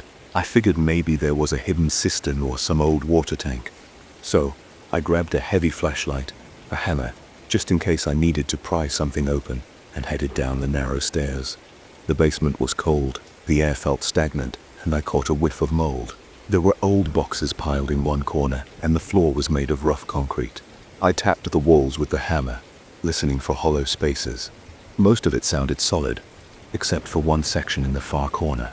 I gave it a few more taps and heard a slight echo. My heart started pounding again. I knelt down and pressed my ear to the wall. I heard a faint dripping sound on the other side. I took the hammer and pried at the old wooden panel covering that section. After a few tries, the panel gave way, and I saw a small opening about 2 feet wide. Inside, there was a short tunnel or passage. It was barely tall enough for me to crawl through. I aimed my flashlight and saw a wet stone floor. I squatted down, feeling my knees tremble a bit, and shuffled inside. The air was colder, and it smelled like old water. My flashlight beam revealed damp walls with streaks of algae or mold. I followed the passage for maybe 10 or 15. Then it opened into a small chamber. There was a round stone pit in the center filled with dark water. I walked around the perimeter, shining my light on the walls. I saw carved markings, lines that might have been symbols but were eroded. I leaned in closer. The stone felt cold and slick. I noticed areas that looked like they had been chiseled into shapes, maybe some kind of pattern, but it was hard to tell. The pit itself looked deep. I squatted down at the edge, pointed my flashlight into the water, and saw my reflection. My face looked pale and tense. I took a deep breath. The water was dark, and I couldn't see the bottom. I stayed like that for a minute, just listening. I heard a faint dripping sound echoing through the chamber. My pulse thumped in my ears. I tried to imagine people gathered in this small underground room for some kind of ritual. The thought made me uneasy. I felt a tightness in my throat. I decided I didn't want to be there anymore. I backed away, turned around, and hurried back through the tunnel. My knees ached from crouching, and my palms were clammy.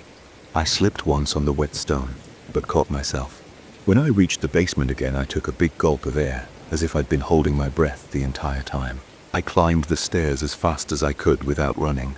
Back on the first floor, I sat down at the kitchen table. My hands shook. I stared at them for a minute, trying to steady my breathing. The house felt too quiet. I could hear the faint hum of the refrigerator, but it did nothing to calm me down. I thought about what I'd seen in the basement, that hidden chamber, the dark water pit, and the weird symbols. I remembered old records about a sect that practiced water purification rituals. My heart pounded faster. I looked at the ceiling above me, half expecting to see a face forming right there. After a while, I grabbed my phone and looked up more local history. I found references to stories about underground tanks and older properties. Some were connected to rumored gatherings that involved submerging volunteers in water to cleanse them of impurities. They believed water could trap certain energies, and they liked building these hidden basins. I also saw a few brief mentions of people hearing whispers through walls and houses near those old sites. My mind raced, and I shut off my phone screen because reading more just made me anxious. I wanted to leave the house. Part of me felt that staying was a mistake, but I had already invested my money in this place, and I felt this compulsion to figure out what was happening. I wanted a rational explanation. I got up and walked to the hallway again, looking at the wet corners on the ceiling. The shapes seemed even more pronounced than before. I tilted my head back and stared for a few seconds. My breath caught in my throat when I noticed the distinct shape of an open mouth. It seemed to be pointed toward me, like it was trying to speak. I felt the hairs on my neck stand up. I took a step back then. Another. My shoes squeaked on the floor. I heard a soft ripping noise above me. A drop of water landed on my shoulder.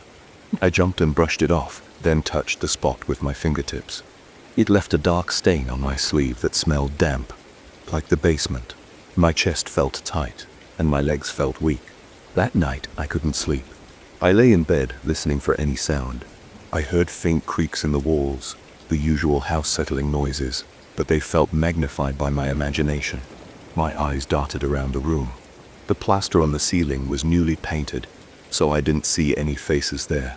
But I couldn't stop picturing those shapes in the hallway, in that water pit underground, Whenever I closed my eyes, I saw those dream figures writhing inside the walls, arms pressed against the plaster.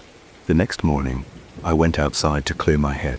The sun was out, the air felt cool on my skin, and I took a long breath. Then I stepped back inside, feeling a sudden chill in the entryway. I walked the hallway, determined to see if things looked any different in daylight. The shapes were still there, and they appeared clearer in the bright light. The moisture glistened, and the lines of what looked like eyes and mouths stood out. I clenched my jaw and forced myself to look. I wanted to see if they would move while I watched. They didn't move in any obvious way, but I couldn't shake the sense that something was shifting within them, like a slow, silent transformation. I knelt down by the wall, placed my hand on the floor, and felt a slight vibration. It might just have been my own body trembling. I stayed like that, breathing slowly, trying to decide what to do next. The documents I found suggested something was sealed below, something to do with that water pit, or maybe it was just an old ritual site. But I couldn't ignore the way the walls seemed damp, the way those shapes looked like faces, or the fact that my dreams were filled with images of people trapped in water. I took some photos with my phone. I planned to show them to someone at the Historical Society or maybe a building inspector. My fingers felt unsteady. I kept wiping the phone screen because it got streaked with sweat from my hand. The idea of letting others see this made me nervous. Would anyone believe me if I said the shapes kept changing? Would they just say it's mold or that I'm overreacting? Maybe they'd say I need a psychologist, that I needed to do something. So I sat down at the table again, phone in hand, flipping through the photos. The faces were visible, but not as obvious as they were in person. I sighed. My throat felt dry. I decided I'd invite a local historian over to take a look at the basement chamber. Maybe they'd have more clues about the group that once operated around here. Maybe they'd know how to handle weird underground structures. But right now, I'm still here in the kitchen, glancing at the hallway every few minutes. The house feels tense. The air is thick, and my skin prickles when I think about what's beneath the floor. I can stop imagining that stone pit in the water that never seems to dry up. I picture those dreamlike figures submerged, their eyes wide, reaching out through the damp walls of my house trying to make themselves heard. I don't know exactly what happened here in the past. I just know that every day those dark spots on the ceiling keep changing. The shapes get clearer. The house feels more humid, even though there's no logical reason for it. My breathing becomes shallow whenever I pass that corner in the hallway. My mouth tastes like copper when I think about going back down into the basement tunnel. And every night I wake up shaking, convinced that I can hear those silent whispers coming through the walls. I'm not sure how long I can stay here, but for now I'm still inside this house trying to figure out what to do next. I keep telling myself it's just mold and water. Then I remember that hidden chamber, the pit of dark water, and the stories I've read about a group that performed purification rituals underground. Maybe that's all it is. Just old water that never drained properly. Or maybe it's something else that's still stirring behind these walls, desperate to be free. I feel the tension in my stomach every time I think about it, and every time I look up at the ceiling, I swear those faces are staring back at me. I remember feeling that sudden drop in my stomach the first time I laid eyes on the old well. I wasn't looking for hidden places, and I sure wasn't expecting anything out of the ordinary. But that day, during my hike on a little-known trail, I found something that shifted everything. It was just an old stone well covered in damp moss. It looked unused, maybe forgotten, but it drew me in like it had some kind of pull. Not sure why, but the second I saw it, I felt like there was a chill in the air, even though the sun was still high. I walked closer and noticed how quiet the forest got around me. I moved right up to the edge, brushing some of the moss away with my palm. The stones felt slick under my fingertips. I wasn't thinking about anything but how deep it might be.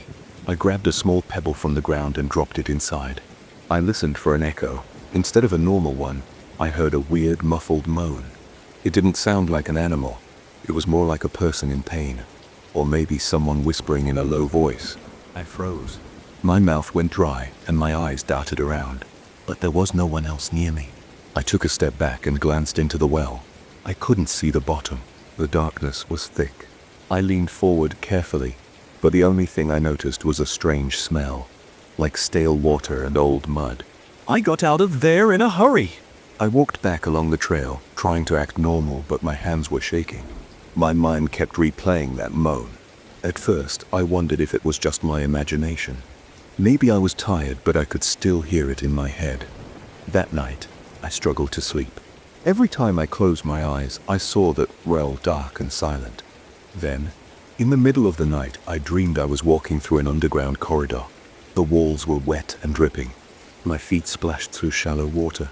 I could see a faint light in front of me and I followed it, but I never got any closer to the source. All I could hear was the sound of water trickling down stone and my own unsteady breathing. I woke up covered in sweat, my heart pounding. The next day, I went back to the same spot. Part of me wanted to brush it off as some weird experience and move on, but my curiosity wouldn't let me. The path was quiet again, almost too quiet, with only a few birds and a soft breeze. When I reached the well, nothing happened at first. I stood there, looking at the rocks and moss. The air smelled damp even though the day was warm. This time I called out, "Hello?" No answer, just a faint echo. I waited, leaning on the edge for a few seconds. Then, I thought I heard a whisper. It sounded like my name, but very faint and dragged out. My breath caught in my throat, and I took a step backward, my shoes sliding on the dirt. I felt my chest tighten, and my pulse hammering in my ears. I left again, feeling even more uneasy. I decided to do some digging around the local area. It's not a popular place, so there aren't a lot of people to ask. There's a small diner on the side of the main road, though. The owner is a guy named Martin, and he's always there, wiping counters and talking about local fishing spots. I asked him if he knew anything about an old well in the woods behind the ridge. He paused, looked at me with a stiff expression, and said he'd heard some stories. He told me that folks around here avoided it. Some claimed they had heard voices calling them from the bottom, while a few said the voices used their actual names, as if the well knew who they were. Martin didn't say much more. He looked uncomfortable, like he'd rather change the subject. That night I tried to sleep again, but the same dream came back. This time the corridor felt longer and the water was deeper. I could feel it soaking into my socks. The walls were narrower, and I had to keep my arms tucked in as I walked. My flashlight flickered and I smelled mold. I tried to look back, but I couldn't see anything behind me. All I heard was a slow, heavy drip. I forced myself awake, gasping for air. My sheets were soaked in sweat. My heart was racing, and I couldn't slow it down for a while. I got up and drank some water. My hands were trembling against the glass. By the third day, I decided I needed to know more. I asked around at another place near the forest, an old gas station where the attendant, a middle-aged guy with a tired face, just shrugged and said something like, "Don't mess with that. People come back spooked." Some claim the well calls their name. I felt a chill on the back of my neck. That lined up with what I heard. I tried asking if anyone ever went down there, but he just shook his head and said, "Not that I know of." I noticed he wouldn't meet my eyes. I couldn't shake the feeling that the well was there, waiting. My dreams wouldn't stop. Every night I was back in that underground passage. Sometimes the water was up to my ankles, other times it was up to my knees. I never saw the end of that corridor. I just kept hearing something breathing in the darkness like a steady rasp that got closer with each step. When I woke, my body was covered in cold sweat and my throat was dry.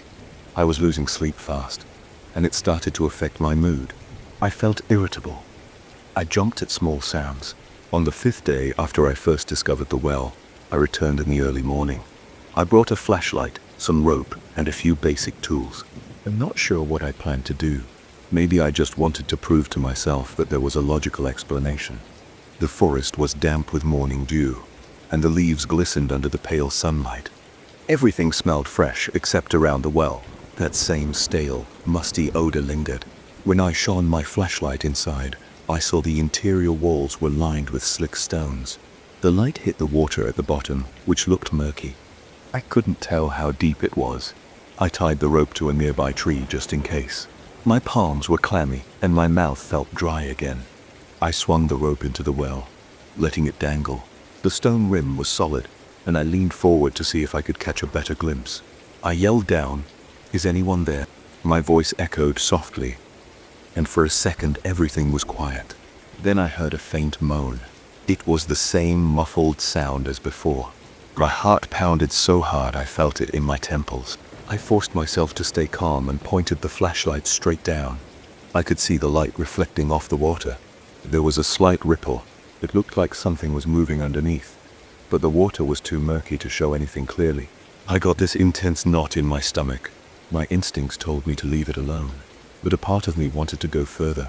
The thought of climbing down there made me sweat. My arms felt weak just imagining it.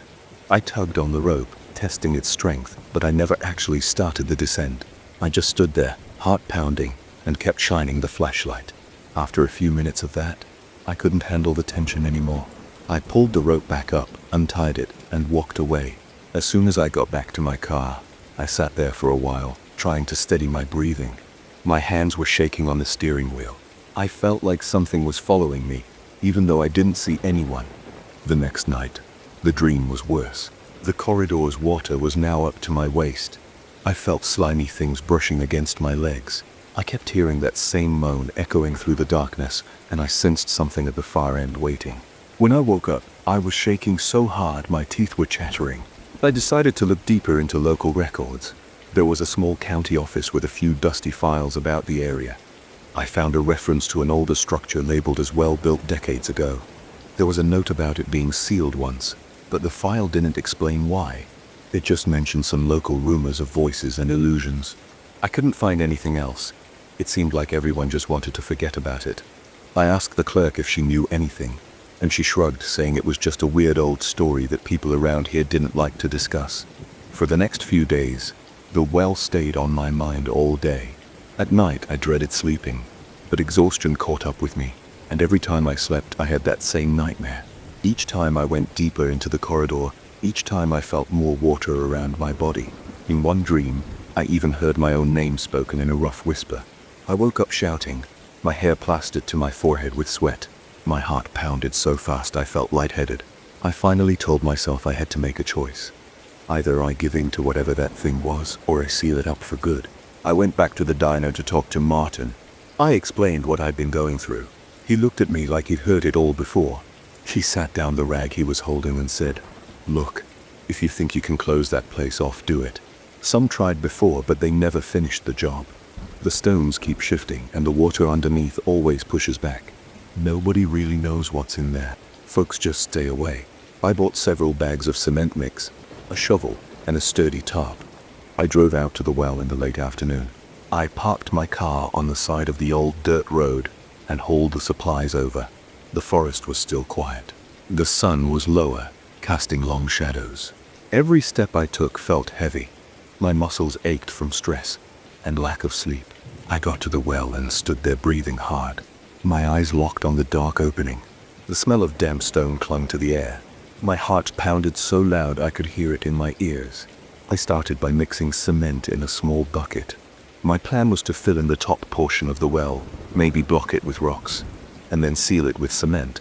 As I worked, I kept expecting to hear something from the well. For a long while, it was quiet. The sun kept dropping, and the shadows stretched over the clearing. My nerves were on edge. Every rustle in the bushes made me jerk my head.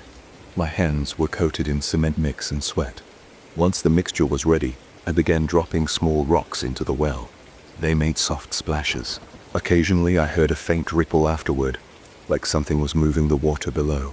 I poured in the first batch of cement, letting it trickle down the inside of the well, hoping it would start to form a base. My arms trembled from physical effort. Then I heard it again, that moan. It was louder this time and sounded closer. My chest tightened and I almost dropped the bucket. I forced myself to keep going. I poured more cement than rocks. I tried not to listen. I felt goosebumps all over my arms. The moan turned into a faint whisper. It sounded like it was right at the bottom of the well, just beyond my flashlight's reach. My name was in that whisper. I stopped and took a step back. My breathing was ragged, and I wiped my forehead with my sleeve, leaving a streak of cement. I thought about climbing down to see what it was, but my gut told me that was a bad idea. Instead, I grabbed the tarp and wedged it under the stones around the edge. Then I poured more cement over the top, hoping it would harden and keep the tarp in place. I worked fast. My shoulders ached and my neck stiffened from tension. The sky was darkening. The flashlight beam felt weak. I kept hearing the water stirring. I heard occasional wet sounds, like something dragging on the stone walls. My hands started shaking harder. I wanted to run, but I also didn't want to leave it half finished.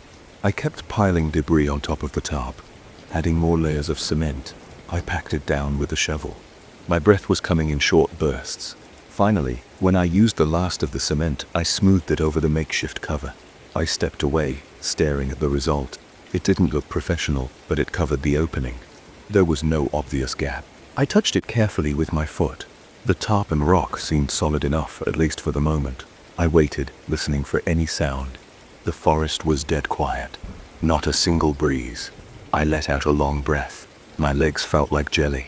My shirt was damp with sweat, and my hands were caked with cement residue. I stood there until the last bit of daylight vanished. I realized I was shaking, partly from the chill and partly from raw nerves. I tried to calm down, telling myself it was done. Whatever was in there was blocked off, at least for now. I walked back to my car in the dark, using my flashlight to avoid tripping over roots. My ears strained to catch any sign of movement behind me. The trees looked like tall silhouettes. My car was right where I left it. I threw my tools into the trunk and got in. My body felt exhausted, like I'd been in a fight. I started the engine and drove away, not looking back. That night, I waited for the dream. I stayed awake for hours, just sitting on my couch, the TV on mute. Eventually, sleep caught me. I found myself at the entrance to that same corridor. I could smell the stale water, but this time, I didn't hear the moan. I stood there, not moving. After a moment, everything just faded to black. When I woke up, it was morning. My sheets were dry, and my heart rate was normal. My entire body felt sore, but I felt some relief. There was no corridor, no deep water, no voice calling my name. I don't know if the well will stay sealed. If the water rises or the ground shifts, that tarp and cement might break. But I did what I could. I haven't gone back to check, and I don't plan to. Even thinking about it raises the hairs on the back of my neck. I haven't heard the voice in my dreams since that night. I keep telling myself it's over. The nightmares might return if the well opens again. But I won't be the one to set foot there again. I made my choice. I can only hope it stays buried. I still remember the package resting on my doorstep. It was wrapped in thick brown paper and secured with plain twine. My name was scribbled on the top in a shaky handwriting. I had no idea who sent it. I didn't recognize the return address. It just said the name of a distant relative I'd barely heard of. I felt a strange pulse of curiosity as I lifted it. It felt lighter than it looked, and I brought it inside without thinking too much about it. When I sat down in my living room, I tore off the paper. Inside, I found an old wooden box with a hinged lid. The wood was scratched, and it had a stale smell like it had been buried in a basement for years. I opened the lid and saw a radio inside. It looked like something from the 1940s, chunky knobs, a curved handle on top, and a short antenna that was bent. There was a small envelope tucked into one corner. I flipped the radio over and found a handwritten sticker with my relative's name. Underneath that it said, "Property of the true listener." That phrase made me pause. I set the radio down, opened the envelope, and pulled out a single note that read, "Take care of this. It hears more than music." I felt an uneasy twinge in my stomach, but dismissed it. I plugged the radio into the wall just to see if it worked. At first, there was nothing but a faint hum. The radio's dial didn't match modern stations, so I fiddled with the big knob trying to find some clarity. Nothing came through, just bursts of static. It didn't surprise me. It was a relic. I turned it off and went to bed, figuring I would look into it more the next day. That night I woke up around 3 in the morning feeling a dull ache in my chest. It wasn't sharp, just a heavy pressure. I wasn't sure why I woke up. I listened for any noise, wondering if something had fallen in the kitchen or if a car alarm was going off. Everything was silent. Then I heard a crackle from the living room. I got out of bed, rubbed my eyes, and walked towards that sound. It was coming from the radio. It was on, even though I remembered switching it off. I stood there in the dark, staring at the radio's old dial glowing a weak green. It made an odd metallic whispering sound, like a person mumbling through a tin can. My heart pounded. I reached out and turned the power knob, but it was already at the off position. That didn't make sense. I picked up the radio and turned it around to see if there was some other switch. There wasn't. I set it down again. That was when I heard it say my name, clear as day, but in a scratchy, uneven voice. "Daniel." That's all it said. I didn't even breathe. I felt my skin prickle and my hands got clammy. Stood there staring at that radio for at least a minute, waiting for something else. Nothing came. I twisted the knob again and the glow disappeared. The static cut out. I went back to bed, but I didn't sleep. In the morning, I thought I might have dreamed the whole thing. I felt stupid for losing sleep over it. Still, I was too uneasy to leave it alone, so I tried to see if maybe it was just a random station. I powered it on. This time, all I got was static. But as I turned the tuning knob, I noticed something strange. The furniture around me, my chair, bookshelf, even my lamp, began to shake very lightly. I heard a faint rattle like the vibration you get from a subwoofer, but there was no actual low bass sound. It was more like a vibration I felt in my bones. I switched the radio off, and the shaking stopped. My arms felt shaky too, but in a different way, like I just realized something was very wrong. I looked around the house trying to see if something else might be causing that vibration, but everything else was silent. No trucks outside, no helicopters overhead, no construction in the area. I flipped the radio back on to test it again. The shaking returned. The dial pointer moved smoothly under my fingers, but the static remained. After a moment, I heard short bursts of words. They were cut off, like half sentences. I strained to understand them. This wasn't safe. Then more static. In the dark, opening, no time, my heart hammered. I leaned in, trying to catch another fragment, but it was just fuzzy noise. My name didn't come through again, but I felt singled out somehow. I looked for more clues in the wooden box. There were some folded pieces of paper at the bottom. The top page had a list of frequencies in pencil. Beside each one there were notes like contact or response. I saw a date from decades ago. Below that, there were short lines. Voices identified. Energy spikes. Keep your mind calm. I flipped through the pages. One page mentioned they feed on mental signals. That made my pulse quicken. I didn't like the idea of anything feeding on me, especially not through a radio. Another page said, maintain open channel at your own risk. I slammed the box shut, feeling a surge of dread. That heaviness in my chest came back. I spent most of the day debating whether to throw the radio away. Something held me back. Maybe it was curiosity or some twisted fascination. I decided to keep it unplugged and shoved it into the coat closet. I tried to carry on with my day. I attempted to work on my computer, watch some TV, and cook dinner. Around 8 in the evening, I heard a soft thump from the closet. I approached it cautiously. My ears felt hot. My hands tingled. I grabbed the doorknob and pulled it open. The radio was on. It was glowing again, even though I'd unplugged it. I picked it up and it felt cold.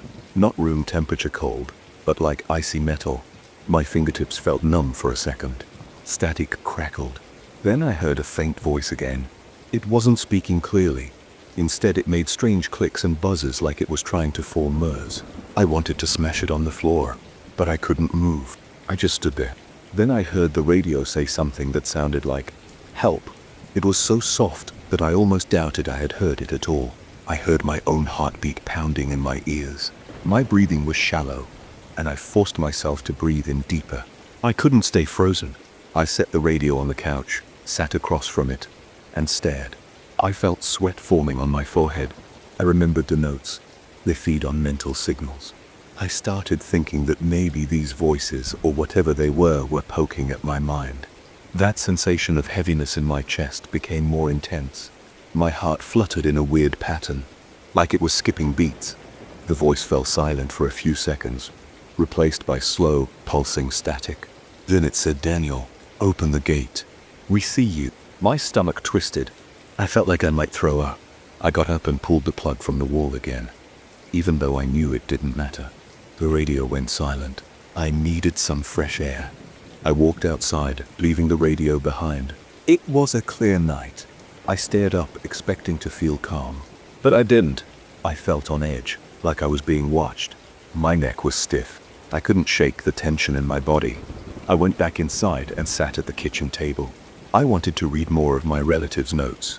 Maybe there was a way to break this connection. The papers said the radio was a portal. Apparently he had spent years trying to tune into signals from beyond. He believed he made contact with entities that needed a host mind to latch onto. He claimed these entities traveled through certain frequencies no one could hear unless they had the right equipment. The notes mentioned bizarre experiments. He wrote about hearing his name through the static, feeling drained, and objects vibrating. He warned that once the connection had been established, it was almost impossible to sever the link. I felt a wave of panic. I kept reading. The last entry said, "I can't close it alone. I need someone else to hold the line. I have to pass it on." My hands started shaking so badly that I could barely read. I shoved the notes back in the box. I marched over to the radio, wrapped it in a towel, and stuffed it into a large plastic bin in my storage room. I didn't want to look at it anymore. I called a friend just to hear a normal voice. I told him I was dealing with some weird old family item. Nothing more. I tried to distract myself, but my mind was stuck on that radio. That night, I couldn't sleep again. I lay there tossing and turning. Around 2 in the morning, the lights in my hallway flickered. I heard that low hum coming from behind my bedroom door. I cursed under my breath. My body felt stiff. My legs felt like concrete. I forced myself to get up. My skin crawled with goosebumps. I opened the bedroom door. The hallway was dark. I saw the glow from the storage room. I heard a faint rattling noise. I didn't want to go in there, but I knew ignoring it wouldn't solve anything. The bin was shaking. The lid was vibrating like there was a strong current running through the plastic. I could hear that static again. This time it was more rhythmic, like a steady pulse. I yanked the bin open. The towel was moving, shifting around the radio. I reached in, grabbed the radio, and felt that freezing cold metal again.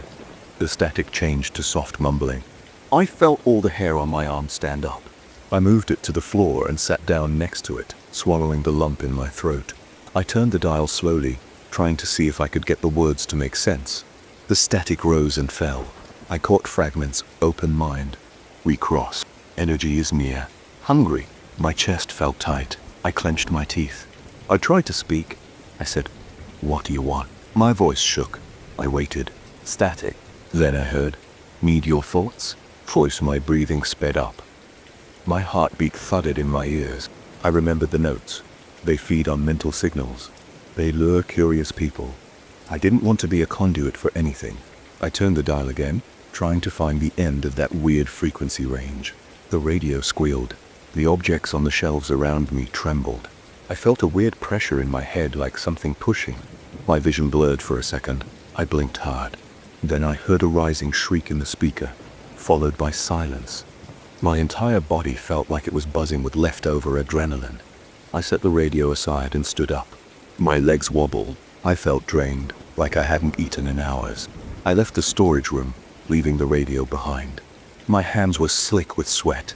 I splashed water on my face in the bathroom and looked at myself in the mirror. I saw dark rings around my eyes. I didn't look like me. My mind was racing. I thought about destroying it, but I remembered the line in the notes. Maintain open channel at your own risk. That implied there was a way to close the channel, but I didn't see instructions on how. My relative must have known something. I went back to the notes. One page mentioned a method. Disconnect all power and close the radio in a sealed space. Focus your intent on breaking the link. It sounded like nonsense, but I wanted to try anything. I found an old metal chest in my garage and tested it with a flashlight. It had no cracks. It was heavy, but I dragged it into the storage room. I wrapped the radio in layers of cloth and put it inside the chest. I locked it. Then I stepped back and listened. Silence at last. For a few minutes, I stood there waiting for the chest to shake. It stayed still. My heart rate gradually slowed down. I wiped my forehead. Then I remembered the note said something about focusing my intent. I felt silly, but I placed one hand on the chest, closed my eyes, and thought about severing any connection. I whispered, "You are not welcome. You cannot feed here." My voice cracked, but I repeated it a few times. The chest stayed still. My stomach unclenched a bit. I stood up and made my way to the kitchen. I wanted a glass of water. My throat was sore. I was sweaty all over. After I drank, I felt a small rush of relief. I realized how tense I'd been for the past few days. I didn't hear any static, and I didn't feel that weird vibration. Part of me worried that it was just a temporary break, that the radio would power itself on again and call my name. But for the moment, it was quiet. I sat at the table, thinking about the fact that I had inherited this thing from someone who must have gone through the same torment. I pictured him alone with that radio, desperately wanting answers from beyond. and then getting trapped by those presences. He passed it on to me, probably hoping I could finish whatever he started, or at least get it out of his hands. I felt angry at him, but also pity. Maybe he'd hoped I'd figure out a permanent solution. As the night wore on, I went back to check on the chest. It was still there, unchanged. No sound, no glow, no trembling. I left it locked and decided I would store it in my garage for now. Maybe I'd figure out a way to dispose of it later. I have no intention of plugging it in again. I don't want to hear those voices. I don't want to sense that pressure in my head or feel my furniture shake. I'm done. I hope they can't reach me if it stays locked away. I haven't heard my name whispered since. I don't feel that icy cold presence either. I feel tired but calmer. I still wonder if I've really closed the channel. The radio is still in my garage, inside that metal chest. I'm leaving it there. Every now and then I catch myself listening for a hum or a faint knock at the door. But so far there's nothing. Maybe I managed to starve them out. Maybe they're waiting for a better moment to reach me again. I don't know. All I know is that I want no part of it. If anyone asked about my weird old radio, I just shrug and change the subject. I'm not letting that thing feed on me again. If it tries, it'll lock it up even tighter. That's the only plan I have. I still remember the first time I saw that figure in the locker room mirror. I had finished my workout and felt a little dizzy. My shirt was soaked and I just wanted to rinse off. When I went to the mirror over the sink, something caught my eye. In the corner of the room, reflected behind me, there was someone standing still, facing me. I froze. My heart pounded, and my mouth dried up. But when I turned around, nobody was there. The tiled wall was empty. There was no one else in the locker room. I felt my stomach knot. I tried to tell myself it was my tired eyes playing tricks on me. I showered quickly, got dressed, and left. I tried not to think too much about it. The next day, though, I noticed the same thing. After I left the wait area and headed to the locker room, I glanced at the long wall of mirrors by the water fountains. My reflection looked normal, but there was something odd in the background. It was like a figure standing far behind me. I spun around. Nothing. A smooth, empty hallway. I made a joke in my head, telling myself I should check my pulse or get more sleep, but I felt my legs tense up. My chest tightened. I felt silly for being nervous in public, so I moved on. I tried to ignore the whole situation, but it kept happening. At home the next morning, I went to wash my face in the bathroom. I happened to glance in the mirror before turning on the water. The figure was behind me again, almost pressed into the far corner of the reflection. My hands shook, and I gripped the edge of the sink so I wouldn't fall. The image lingered there. I didn't want to turn around, but I did. I forced my eyes up to see if someone was in my bathroom. Nobody was there. My shower curtain was closed. I grabbed it and pulled it back in one motion. The tub was empty. My face was burning. My breath came out in short bursts. Then I looked again at the mirror. The figure was gone. I tried to calm down. I had to get to work.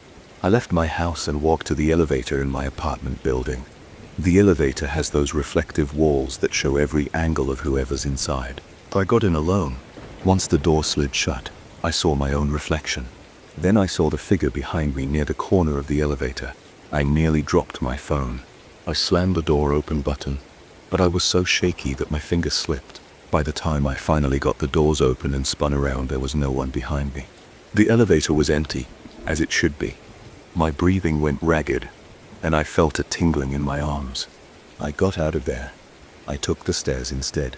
God, I still felt jumpy. My mind kept looping back to that reflection. I asked myself what it could be. I didn't have an answer. I decided to go about my day. I tried focusing on work, but it was useless.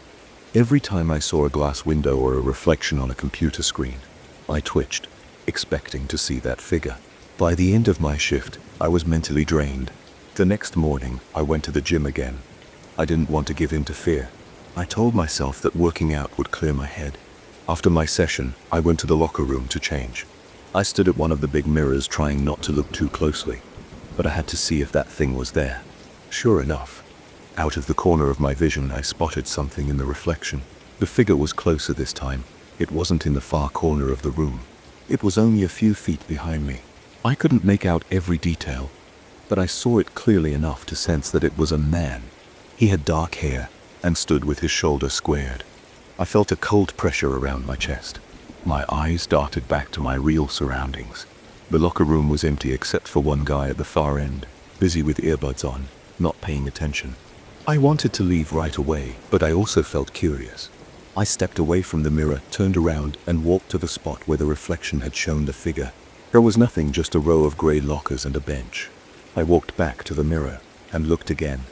This time, it was gone. I left the gym without showering, which was gross, but I didn't care. I felt a crawling sensation on my neck, like someone was behind me. It didn't go away until I got home. Once I was in my apartment, I kept the lights on. I avoided any reflective surface. I didn't look at my TV screen when it was turned off.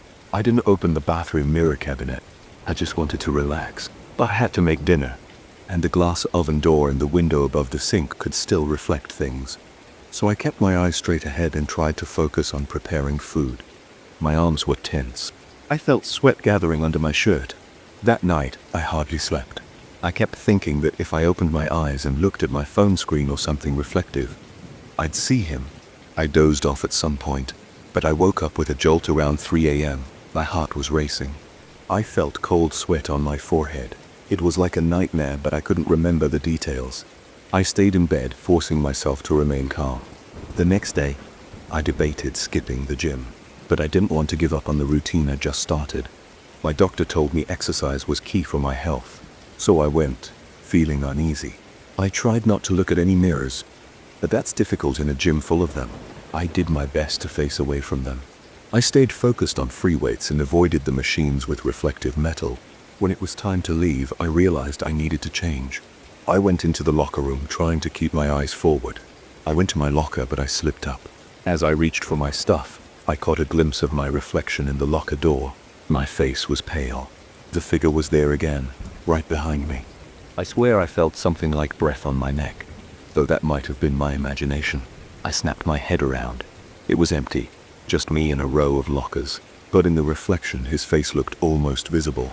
I couldn't see details, but he had a firm expression, as if he was waiting. My lungs felt tight. I forced myself to take a deep breath. I grabbed my gym bag and left without changing out of my workout clothes. I went straight home. I locked my door. I put down my bag and took a deep breath.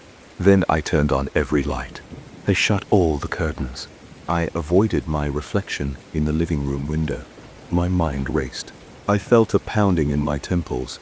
Something was following me in my reflections, and I had no idea why. My legs felt weak, so I sank onto my couch. I put my head in my hands. I didn't want to call anyone because I wasn't sure how to explain it. Who would believe me? I spent the rest of that day trying not to look at anything shiny. At one point I got hungry and opened the fridge. I caught the reflection of my face in the stainless steel door. Nobody else was behind me. I felt relieved, thinking maybe it was over. But that comfort didn't last. When I turned to close the fridge, I saw it again. That figure was there near the edge of the reflection. My heart jumped so hard I almost yelled. I slammed the fridge door shut, dropping a jar on the floor. It shattered, sending pieces of glass everywhere. I left the mess and backed away. My breathing was fast. I felt beads of sweat forming on my scalp. I grabbed a bunch of towels, cleaned up without looking directly at the shards. Then I tossed everything in the trash. My arms were shaking so badly that I had to sit down again. I felt like I was under surveillance and I hated it. Later, I went to the elevator to bring out the trash. The metal doors reflected me. I tried not to look, but I have a habit of checking if I have my keys. So I looked down at my hand, then up at my reflection. The figure was standing next to me in the reflection. I lost my grip on the trash bag. I actually felt pressure on my right side, like something was near me. That made my whole body tense up. I slapped the elevator button to open the doors and dashed out into the hallway. There was no one behind me. I dragged the trash to the chute, dumped it, and took the stairs back to my place. I felt stiff and cold, like my muscles were locked. The more I ignored him, the closer he seemed to get. I noticed that each time I tried to pretend I didn't see him, he would appear even nearer. A few days later, it reached a point where, in any reflective surface, he was almost right at my shoulder. I felt my stomach churn every time I got a glimpse of him. It felt like he was waiting for the moment when I would finally acknowledge him face to face. I started to sweat just thinking about that possibility. I had constant headaches. I stopped sleeping well, worried that I'd wake up in the night and see him in my bedroom mirror right next to me. I stopped going to the gym. I called in sick to work for 2 days. I kept the TV on at all times, using it as background noise because I hated the silence. Whenever the TV was off, its screen was like a black mirror. I didn't want to see what might appear if I glanced at it. My phone was another problem. When it went to sleep, the screen turned black. Sometimes I'd see his faint shape there. So I started setting my phone to never go completely dark. I'd leave it face down when I wasn't using it. On the 3rd day of hiding in my apartment, I realized I had to do something. I decided to test a theory. If I tried to confront this figure, maybe I could get him to stop. It was a desperate idea, but I was out of options. My plan was simple. Find the largest mirror in my place, stand in front of it, and face him. I hoped that if I accepted his presence, maybe he'd disappear or reveal something that would end this. My heart raced just thinking about it. But I couldn't keep living in fear. I went to my bathroom. The mirror above the sink was wide enough to see most of the room behind me. I took a few deep breaths and looked at my reflection straight on. At first, I only saw myself. Then I caught movement behind me. He appeared. He stood directly behind my right shoulder, almost touching me. I felt a wave of cold sweat down my spine. My hands clenched on the sink edge. My legs wobbled. I fought the urge to turn around. I forced myself to keep looking at the mirror. He didn't move. He just stared at me. I couldn't see his eyes clearly, but I saw enough of his face to know he was looking right at me. My heart pounded, and I could hear my breath rasping in my throat. I said out loud, "I see you." My voice shook. I tried to stay calm, but my body was tense and I was shaking. He remained there. I couldn't hear him breathe. I couldn't smell anything unusual, but it felt like the temperature dropped. My scalp tingled. My vision blurred from the tears in my eyes. I wasn't crying from sadness. It was just raw fear. He lifted a hand slowly, as if he wanted to put it on my shoulder. My chest tightened so much it hurt. I shut my eyes for a moment. I felt a slight touch, almost like static electricity near my shoulder. I jerked away. When I opened my eyes, he was gone from the mirror. I looked around the bathroom. I was alone. I was breathing like I'd just run a marathon. My shirt was soaked in sweat. I turned on the faucet and splashed water on my face. Then I looked back at the mirror. Nothing unusual. I dried off and left the bathroom. I checked the TV screen in the living room. No one was there. I checked the window reflection. Nothing. I picked up my phone. The screen was black. I saw only my own face. He wasn't there anymore. That night, I went to sleep with the lights off for the first time in days. I woke up the next morning feeling better than I had in a while. I tested a few mirrors around the apartment. There was no sign of him. I didn't feel that pressure near me anymore. I decided to try the gym again. I got dressed and went back. After my workout, I walked into the locker room. I faced the mirror. I felt a jolt of anxiety in my gut, but I forced myself to stand there. I didn't see him. It was just me and the usual background. No one else was in the locker room at that moment, but it felt empty in a normal way. I don't know if he'll ever come back. But for now, he's gone. I keep my eyes open though. Every time I glance at my reflection, I brace myself, half expecting him to be there. So far, he hasn't reappeared. My chest still gets tight when I think about how close he got in those final days. That feeling of him almost touching me hasn't faded. Sometimes I wake up at night and my mind goes back to that moment. My shoulder tingles, and I'm sure I can feel him again. But when I look around, I see nothing. I still go to the gym. I still try to live my life. But he'll never look in a mirror without remembering what happened. And if he does show up again, I'm ready to stand there and face him because hiding didn't help. Confronting him was the only thing that made him vanish. And if he returns, he'll do the same thing. I can't live in fear. Not anymore. I can forget the first time I saw that shape outside my door. It was late at night. The only reason I noticed it was because I caught a glimpse of movement through the crack in my living room curtains. At first, I thought it was a trick of the street lamp or some neighbor stopping by. It wasn't. It stood in one spot, turned toward my house but never knocked or spoke. I stared at it for a long time, my heart pounding, wondering if it was a person or something else. I tried to push the thought away, but it never really left my mind. I live alone in a single-story house. It's not fancy, and it's pretty quiet here at night. I have a small front porch with a single light above the door. The interior of my house is basic. A living room with a couch and an old TV. A kitchen with a table that barely seats two. A narrow hallway. One bedroom and a small bathroom. The walls are thin, and I can hear the wind outside when it picks up. That night I saw a silhouette through the curtains. I stood perfectly still, my hand resting on the side of the window, careful not to move the curtain too much. The figure didn't budge. It was like a statue, facing my door. I felt a chill run down my arms. My breathing became shallow. I watched for maybe a minute, then decided to turn off the living room light. Darkness felt safer, even though it only made me more aware of the figure's presence. I sat on my couch and tried to ignore the feeling that someone was right outside. My TV was off. My overhead light was off. I was left with only a table lamp in the corner. I couldn't relax. Every minute or so I found myself looking toward the front door, half expecting to hear footsteps on the porch or a knock. But the knock never came. Nothing came. The figure just stayed out there. Eventually, I got up and turned off the table lamp. I peeked through the curtains again, barely lifting one corner. The street lamp threw a weak glow over the sidewalk in the edge of my yard. I could see the outline of a person, tall, or at least it looked that way. It was so still. No swaying, no shifting weight from one foot to the other. I wanted to believe it was a trick of the light, but I knew it wasn't. Something or someone stood there silent in the same spot as before. I checked the time on my phone. It was around midnight. I turned the screen away from the window so the glow wouldn't be noticed outside. I felt my stomach tighten. I tried not to think about it, but then I realized that if someone was outside, they knew the lights inside had turned off. They knew I was aware of them. My hands started sweating. My legs felt weak. I wondered if I should call the police. But what would I say?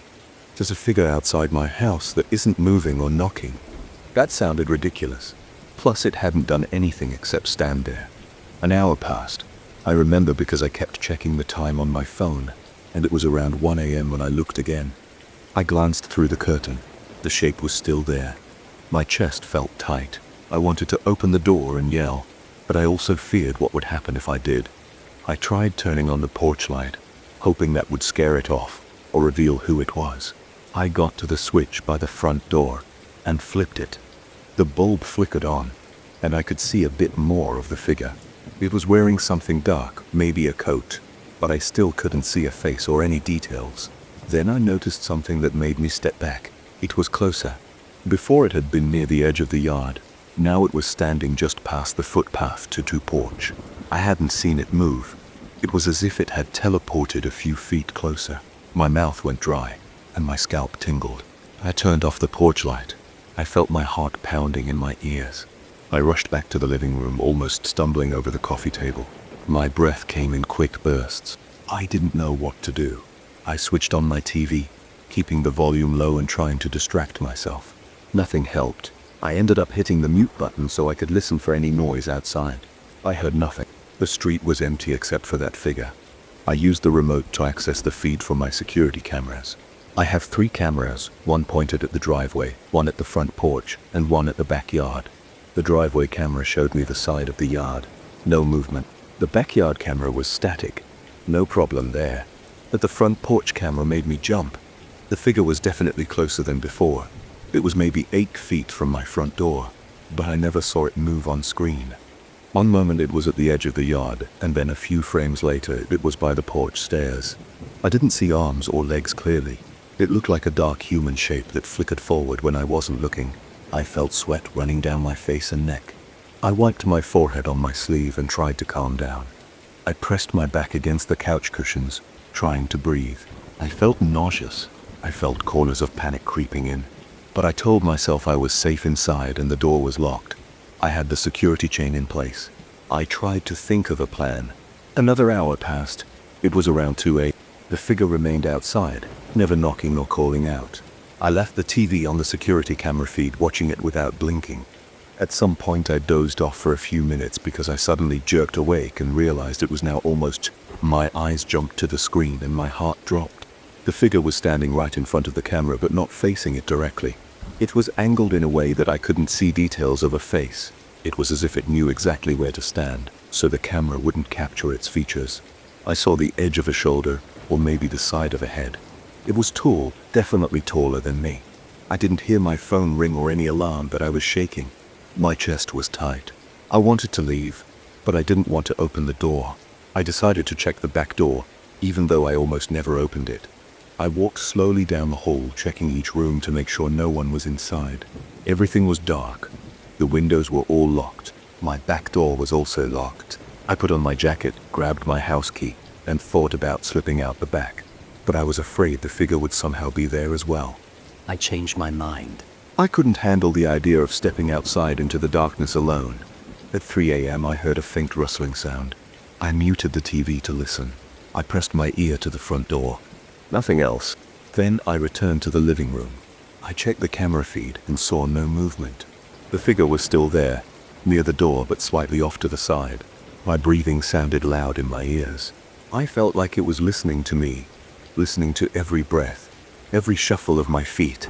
I remembered some old letters I found in my attic a few months ago. I never paid much attention to them.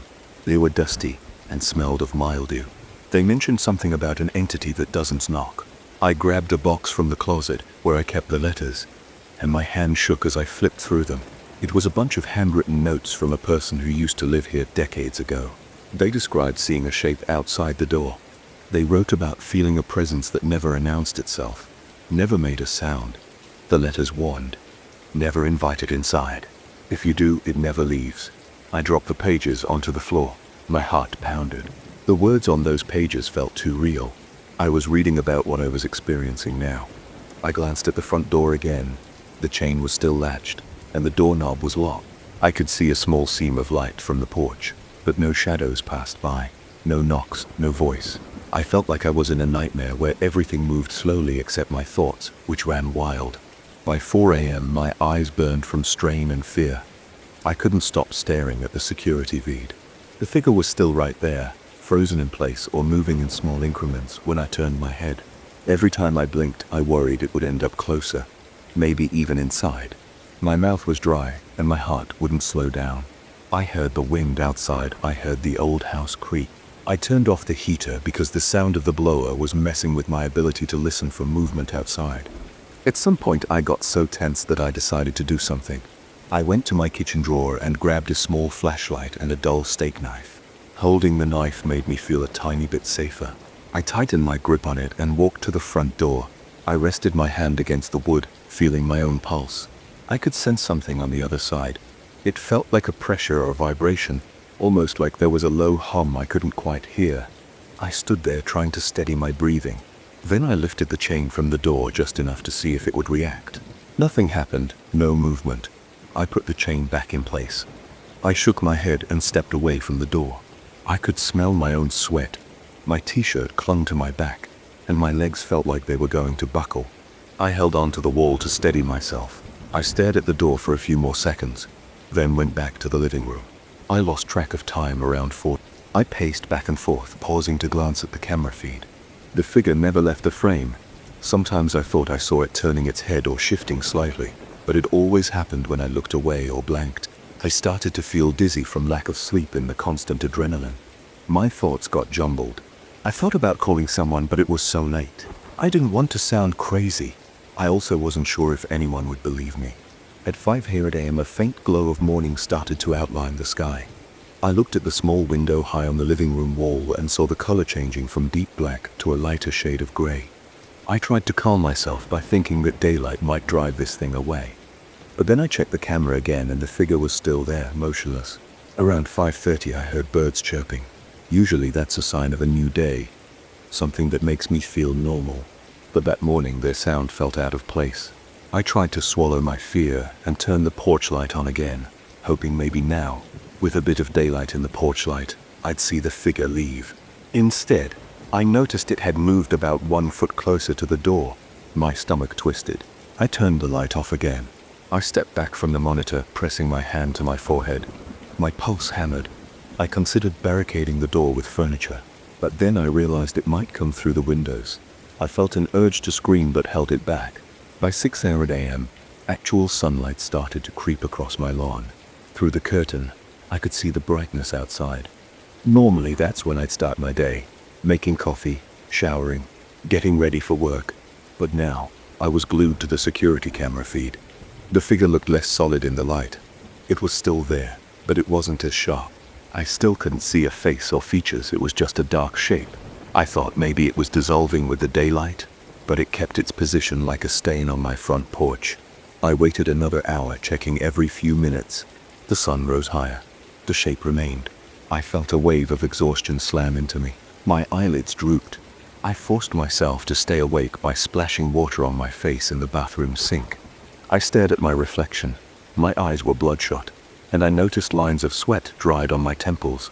I patted my face with a towel and went back to the living room. By 7:30 a.m., there was enough daylight to see everything outside. My front yard, the street, neighbor's driveway.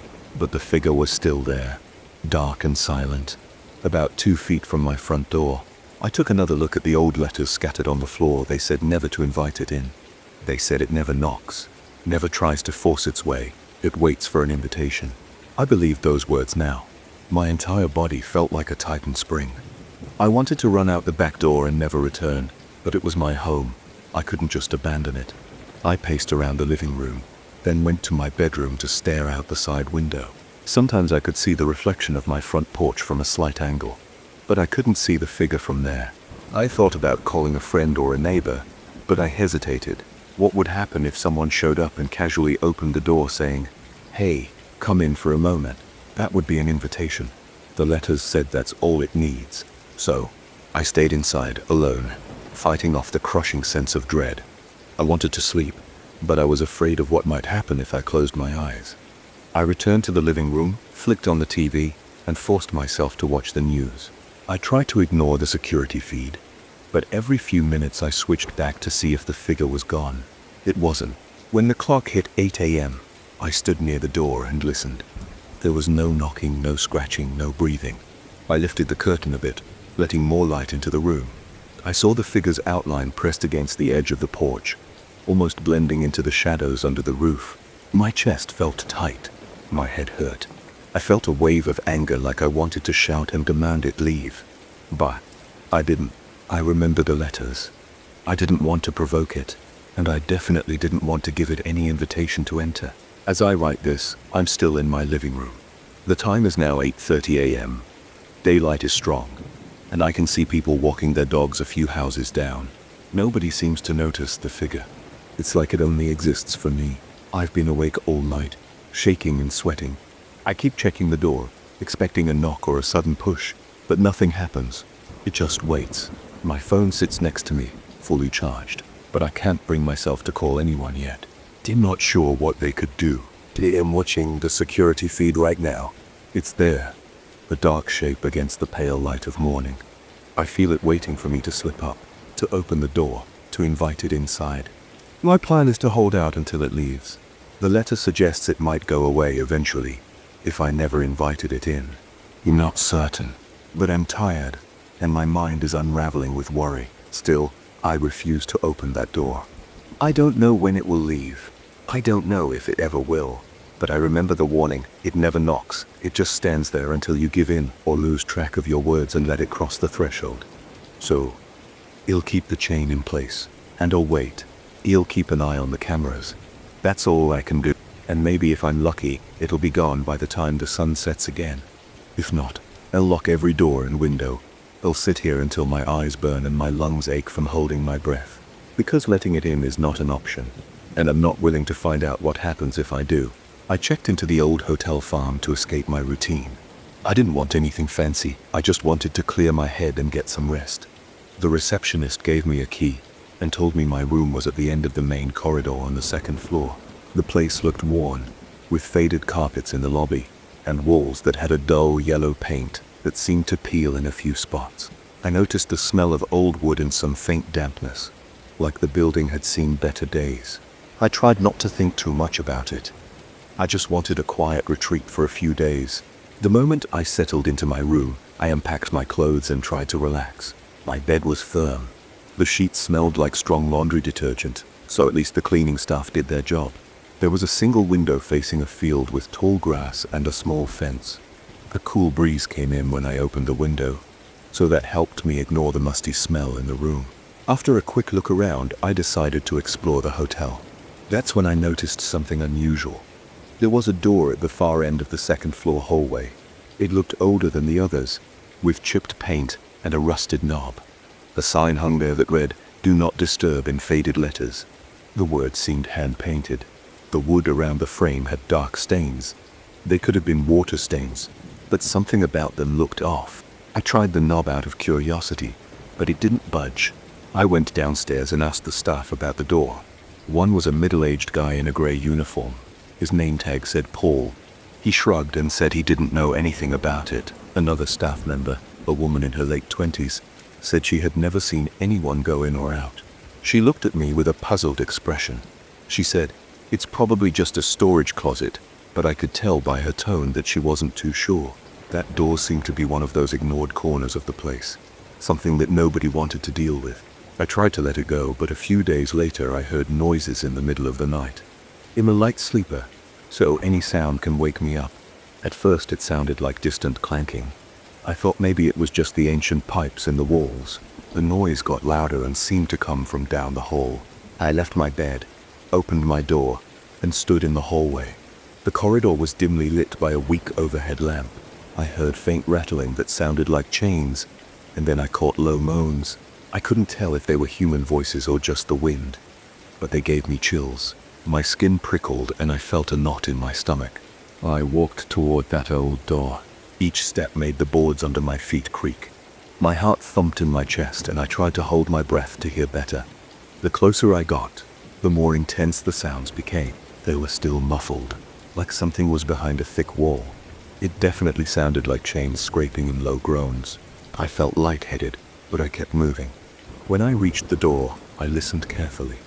There was some kind of whispering, but I couldn't make out words. It was just a low murmur of voices. Then it all stopped, as if someone had thrown a switch. I hurried back to my room. I locked the door and tried to calm my breathing. I told myself it was just the plumbing or maybe my imagination. I tried to sleep, but I kept waking up. The next day, I went to the lobby and tried again, but I got the same blank stares and shrugs. The staff acted like I was making a big deal out of nothing. Paul just said he never heard anything, and he promised me that the old place sometimes made strange noises at night. Still, I couldn't shake the tension that was stuck in my gut. Later that evening, I decided to check out the door again. I walked by it casually, pretending I was just exploring. I pressed my ear against it. No sounds this time.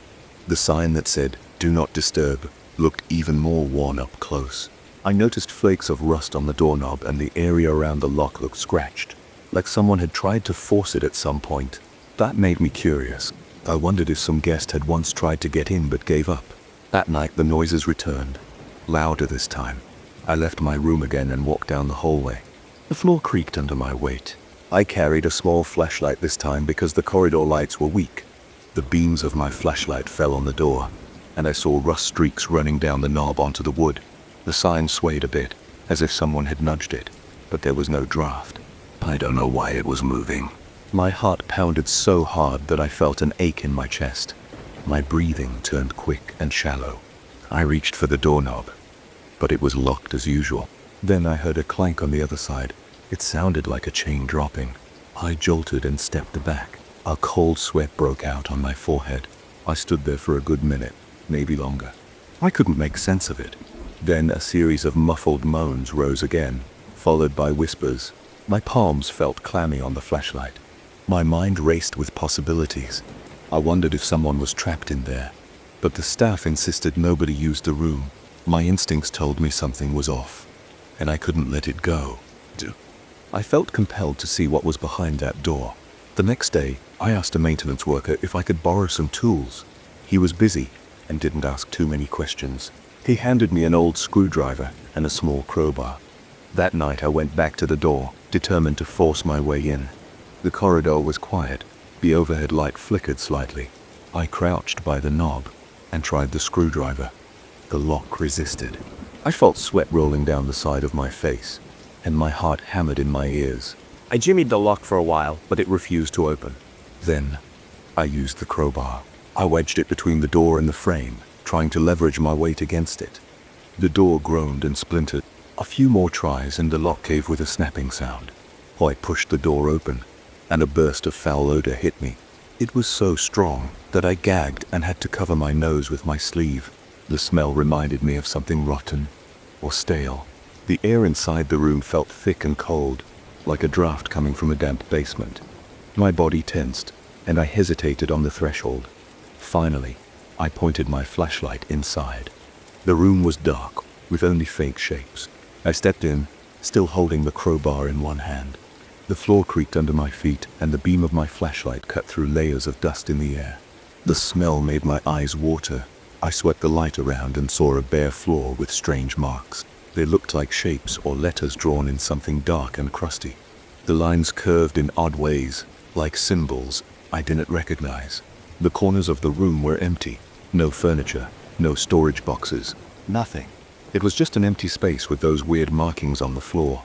I felt an intense chill travel up my spine. My pulse pounded in my neck, and I took a shaky breath. I kept expecting to see a person, but there was nobody there. My hand trembled slightly when I lowered the flashlight toward the symbols. They were dried, like they had been there for a long time. The color was brownish black. I didn't want to guess what it could be. The air felt heavier the more I stood there.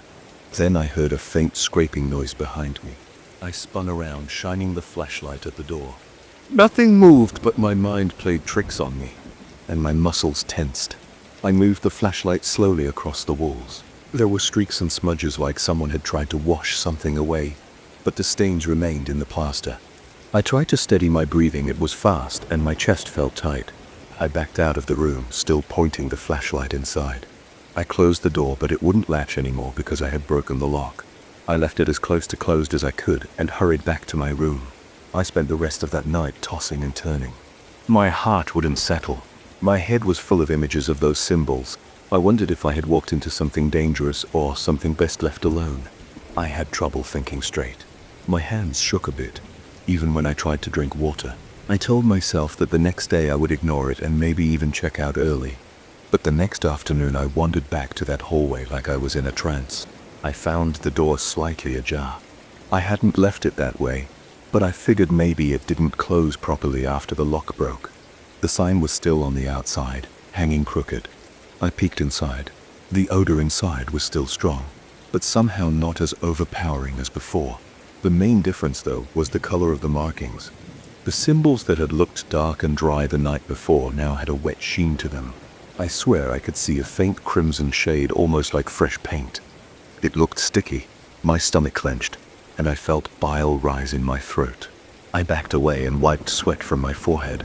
I tried to talk to the same staff members again. They denied any knowledge of what that room was for. They looked at me like I was making up stories. Paul wouldn't even meet my eyes. The younger woman just said, "I'm sorry, sir. I don't have any information," and walked off. I found the maintenance worker who had given me the tools. When I brought up the door, he just shook his head and said, "I don't know what you're talking about, buddy." Then he turned his back. It felt like everyone had decided not to get involved. They acted like they wanted me to drop it. I started feeling paranoid, as if I was the only one who heard or saw anything. But I knew what I had seen, and the memory nagged me. The nights that followed became worse. I tried to sleep, but every time I closed my eyes, I heard the chains and whispers. I sat up in bed, rubbing my temples, feeling sweat roll down my back. I tried to ignore it, but the noises wouldn't let me. I heard the floor creak outside my door, then soft scraping sounds like something was being dragged. My heart pounded, and my hands turned clammy. I felt a knot in my stomach again. I tried to breathe slowly in and out, but each breath hitched with tension. I got up and opened my door. The corridor was empty, but the door at the end stood halfway open. I saw a faint flicker, like light coming from inside. I walked toward it, my legs shaking. When I reached the room, I stepped in. The flashlight beam bounced on the floor. The symbols had that fresh look again. They seemed to have some faint glow. The chain rattling was louder now, coming from the corners. There was no one there, but I felt a presence, something that made the hair on my arms stand up. The stench filled my nose, and my eyes watered. I tried to step closer to the symbols, but my feet felt heavy. My throat tightened, and I fought the urge to run. I wanted to see if they were actually glowing, or if my eyes were playing tricks. When I moved closer, the chain sounds seemed to circle me. I turned fast, shining the flashlight left and right, but I saw nothing. Then the whispering started again.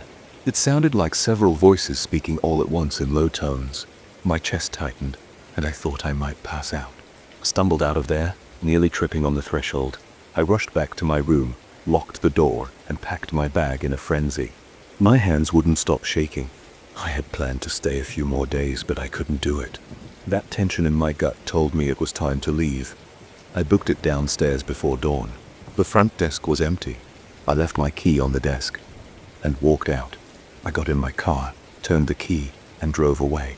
I didn't look back at the building. My heart still pounded, and my shirt was soaked with sweat. As I drove, I kept glancing in the rearview mirror, half expecting to see something behind me. But all I saw was the empty road. My hands gripped the steering wheel, and my breath felt shallow. I made it onto the main highway and tried to focus on each mile, leaving that place behind. I don't have an explanation for what happened. I know what I heard. I know what I smelled. I know those marks on the floor changed every time I looked at them. Nobody there would talk about it, or even admit anything was strange. But I can't forget it. Even now, when I close my eyes, I see those dark symbols and feel that cold air on my skin. Sometimes I wake up in a sweat, convinced I can hear the chain rattling again. I try to push it out of my mind, but it always comes creeping back in the quiet hours of the night. I haven't told many people about this. I don't want to sound like I've lost my mind, but I'm sure I'll never set foot in that hotel farm again. I can't erase the smell, the sounds, or the sense that something in that room wanted attention, and I gave it more than it should have had. I knew something was off the moment I saw that strange shape on the edge of a photograph. I had developed a role in my dark room, following every step with care. The chemicals were fresh, the equipment was clean. I saw nothing unusual when I took the shot, but the print showed a dark silhouette in the background standing near a table facing the camera. It didn't match anything in the room. So that was the day I realized my routine had taken a turn I couldn't explain. I've worked with analog photography for years. I started in high school learning how to load film onto reels in complete darkness, how to measure chemicals, how to watch the images appear on the paper. I never saw anything strange. My clients were mostly local businesses, couples wanting engagement photos or small fashion shoots. Nothing glamorous, just ordinary jobs that paid the bills. I had a small studio in a converted basement filled with boxes of film, bottles of chemicals, and 3 enlargers. It was calm there, a bit cramped, but it had everything I needed. One evening, I pulled out a new roll that I had shot earlier in the week. It was just a simple set of pictures for a friend who needed some portraits. I switched on the safe light, loaded the film onto the developing reel, and followed my usual steps. I moved the spool from the developer to the stock bath, then to the fixer, drained the tank, and rinsed the film. When I hung the negatives to dry, I caught something in the corner of my eye. I saw a darker patch on one of the frames. I thought it might be a defect in the emulsion, or maybe a problem with the camera shutter. I brushed it off. After the negatives dried, I examined them carefully. The rest of the pictures looked normal, except for one. In that shot, my friend was leaning against a brick wall. To the left, in the far background, stood a faint silhouette. It looked like a person, but there was no clear face or clothing details. I could only see a shape. I felt uneasy, but I assumed it was a trick of the light. I printed that frame. I watched the image appear in the developer tray. My friend's figure was clear and well lit. The silhouette appeared sharper on the print. I saw what looked like shoulders and a head, turned slightly to face the camera. I didn't want to jump to conclusions, so I checked the contact sheet for other anomalies. All other frames were clean. I shrugged and stored the weird print in a folder, figuring I'd investigate later. A few days passed, and I processed another roll for a small product shoot. This time, the silhouette showed up again. It appeared in the background behind a display table with small jewelry pieces. The shape was more defined. I saw what seemed like arms crossed at the chest. I remembered who was in the studio that day. It was just me and the client. No one else was around. I started to feel tense, my stomach tightening, my hands feeling cold. I checked the negatives again. The shape was there, faint but visible. I decided to test the camera. I used a different camera body and lens, thinking maybe there was a light leak or a mechanical problem. I shot a new test roll, taking photos of random objects in the studio. I developed them. The silhouette was in 3 of the frames, each time standing in a different part of the background, like it was trying to stay on the edge of the shot. I wiped sweat from my forehead, and looked around my dark room. It was just me, the hum of the ventilation fan, and the red glow of the safe light. I felt a small jolt in my chest every time I thought about that shape. I didn't believe in ghosts or anything supernatural. I kept telling myself it had to be a film defect. I tried switching to digital for a while. I used a DSLR for the next couple of jobs. I checked the shots on the viewfinder after each click. Everything seemed normal, but once I loaded the files onto my computer, I saw it again. A silhouette stood off to the side in 4 pictures from that day's session. My breath caught in my throat when I realized the figure was moving closer in each shot. In the first photo, it was near the corner. In the second, a bit closer. In the third, it seemed almost halfway to the center of the frame. And by the fourth, it was near the subject, facing the camera with what looked like blank white eyes. My skin prickled, and I felt the hair on my arms stand up. I leaned back in my chair and stared at my monitor. My heart was pounding. I checked the EXIF data, looking for some error or glitch. I zoomed in on the figure, looking for compression artifacts or signs of double exposure. It was none of those things. The silhouette had a shape like a tall person. Arms by its sides, head cocked slightly. The eyes were white circles that looked like holes. I turned off the computer and took a break. I needed air. I walked outside, left the door unlocked, and paced around the block. My pulse refused to settle down. I thought about quitting photography, at least for a little while. But this was my job. I depended on it. 2 days later, I received a message from a person who called herself a specialist in unusual phenomena. I had asked around in a few online forums about unexplained images and photographs. Most replies were jokes, but one person suggested contacting this woman. Her email said she'd seen similar cases and believed it might be something called an image parasite. She claimed it was a supernatural entity that attaches itself to people through photographs. I'd never heard of such a thing. I didn't believe in that type of stuff, but I felt desperate.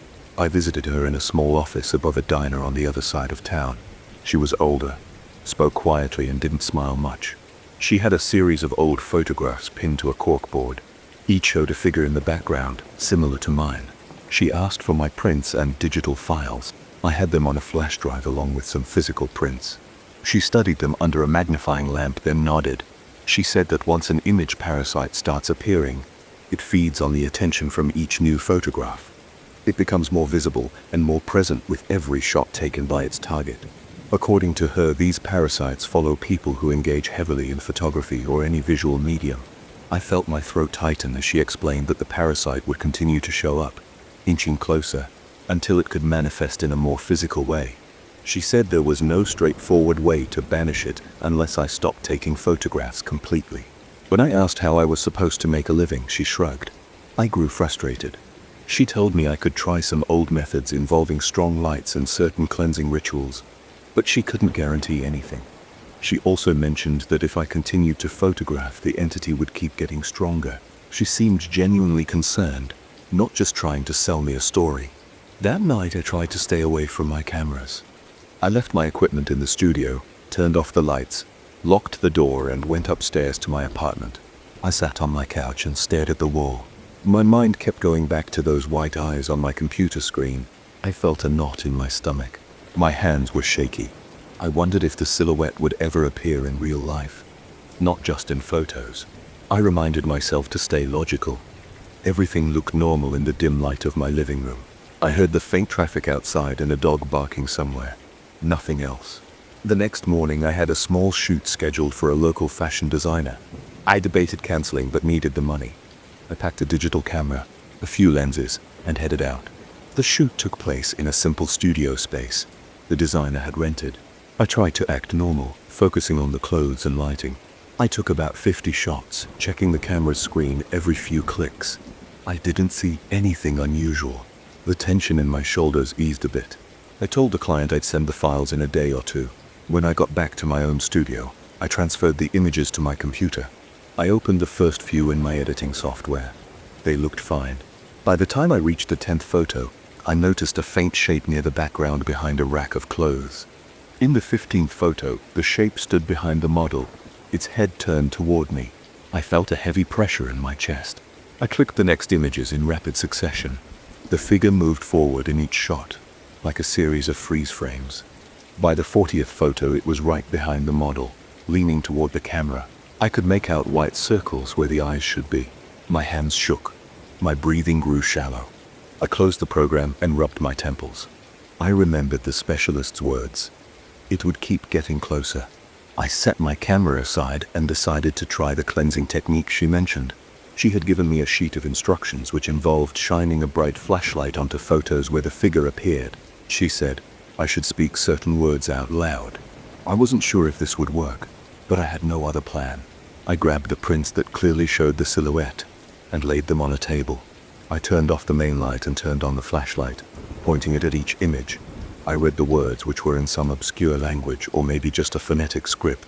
I felt silly, but I forced myself to keep going. My voice shook. My back felt tight. I repeated the procedure for all the prints and then for my computer screen, shining the flashlight at the digital images. I felt a bit ridiculous doing that, but I was desperate to try everything. After I finished, I sensed no obvious change. The room felt the same. My eyes burned from staring at the bright light. My throat was dry from reading words I didn't understand. I sat on a stool and waited, half expecting something dramatic. Nothing happened. I spent the next few days avoiding any new photos. I rescheduled 2 small gigs, pretending I was sick. I stayed in my apartment, flipping through TV channels, scrolling through social media on my phone. I tried to relax, but I kept thinking about that thing. I wanted to see if the cleansing had helped, but I was afraid to take more photos. My income was basically on hold. By the 4th day, I started feeling the financial pressure. I couldn't just stop working. My head ached. I decided to do a test with a cheap disposable camera. If that thing showed up, at least the digital workflow wouldn't be involved. I took the camera outside and snapped a few shots of a parking lot, some storefronts and a bus stop. I dropped the camera off at a 1-hour photo lab, paid, and waited. While I waited, I looked around the store. People were browsing prints. A machine whispered behind the counter. I tried to remain calm. My skin felt clammy. My jaw clenched when I saw the technician come over with my envelope. I sat in my car, opened the prints, and flipped through them. The first few were normal shots of a parking lot, a row of cars, and some random people walking by. My heart pounded as I neared the last photos. Then I saw it. In the second to last print, near a lamppost, stood the silhouette. The figure looked less transparent. I could see a dark outline of a face, but the eyes were still white. It was turned toward me. I felt a cold sweat on my forehead. I let out a low groan. The cleansing hadn't worked. My muscles felt weak. I drove straight to the specialist's office. She listened to my report. She told me again that stopping photography was the best solution. I told her that wasn't an option. I had bills to pay. I couldn't just give up my career.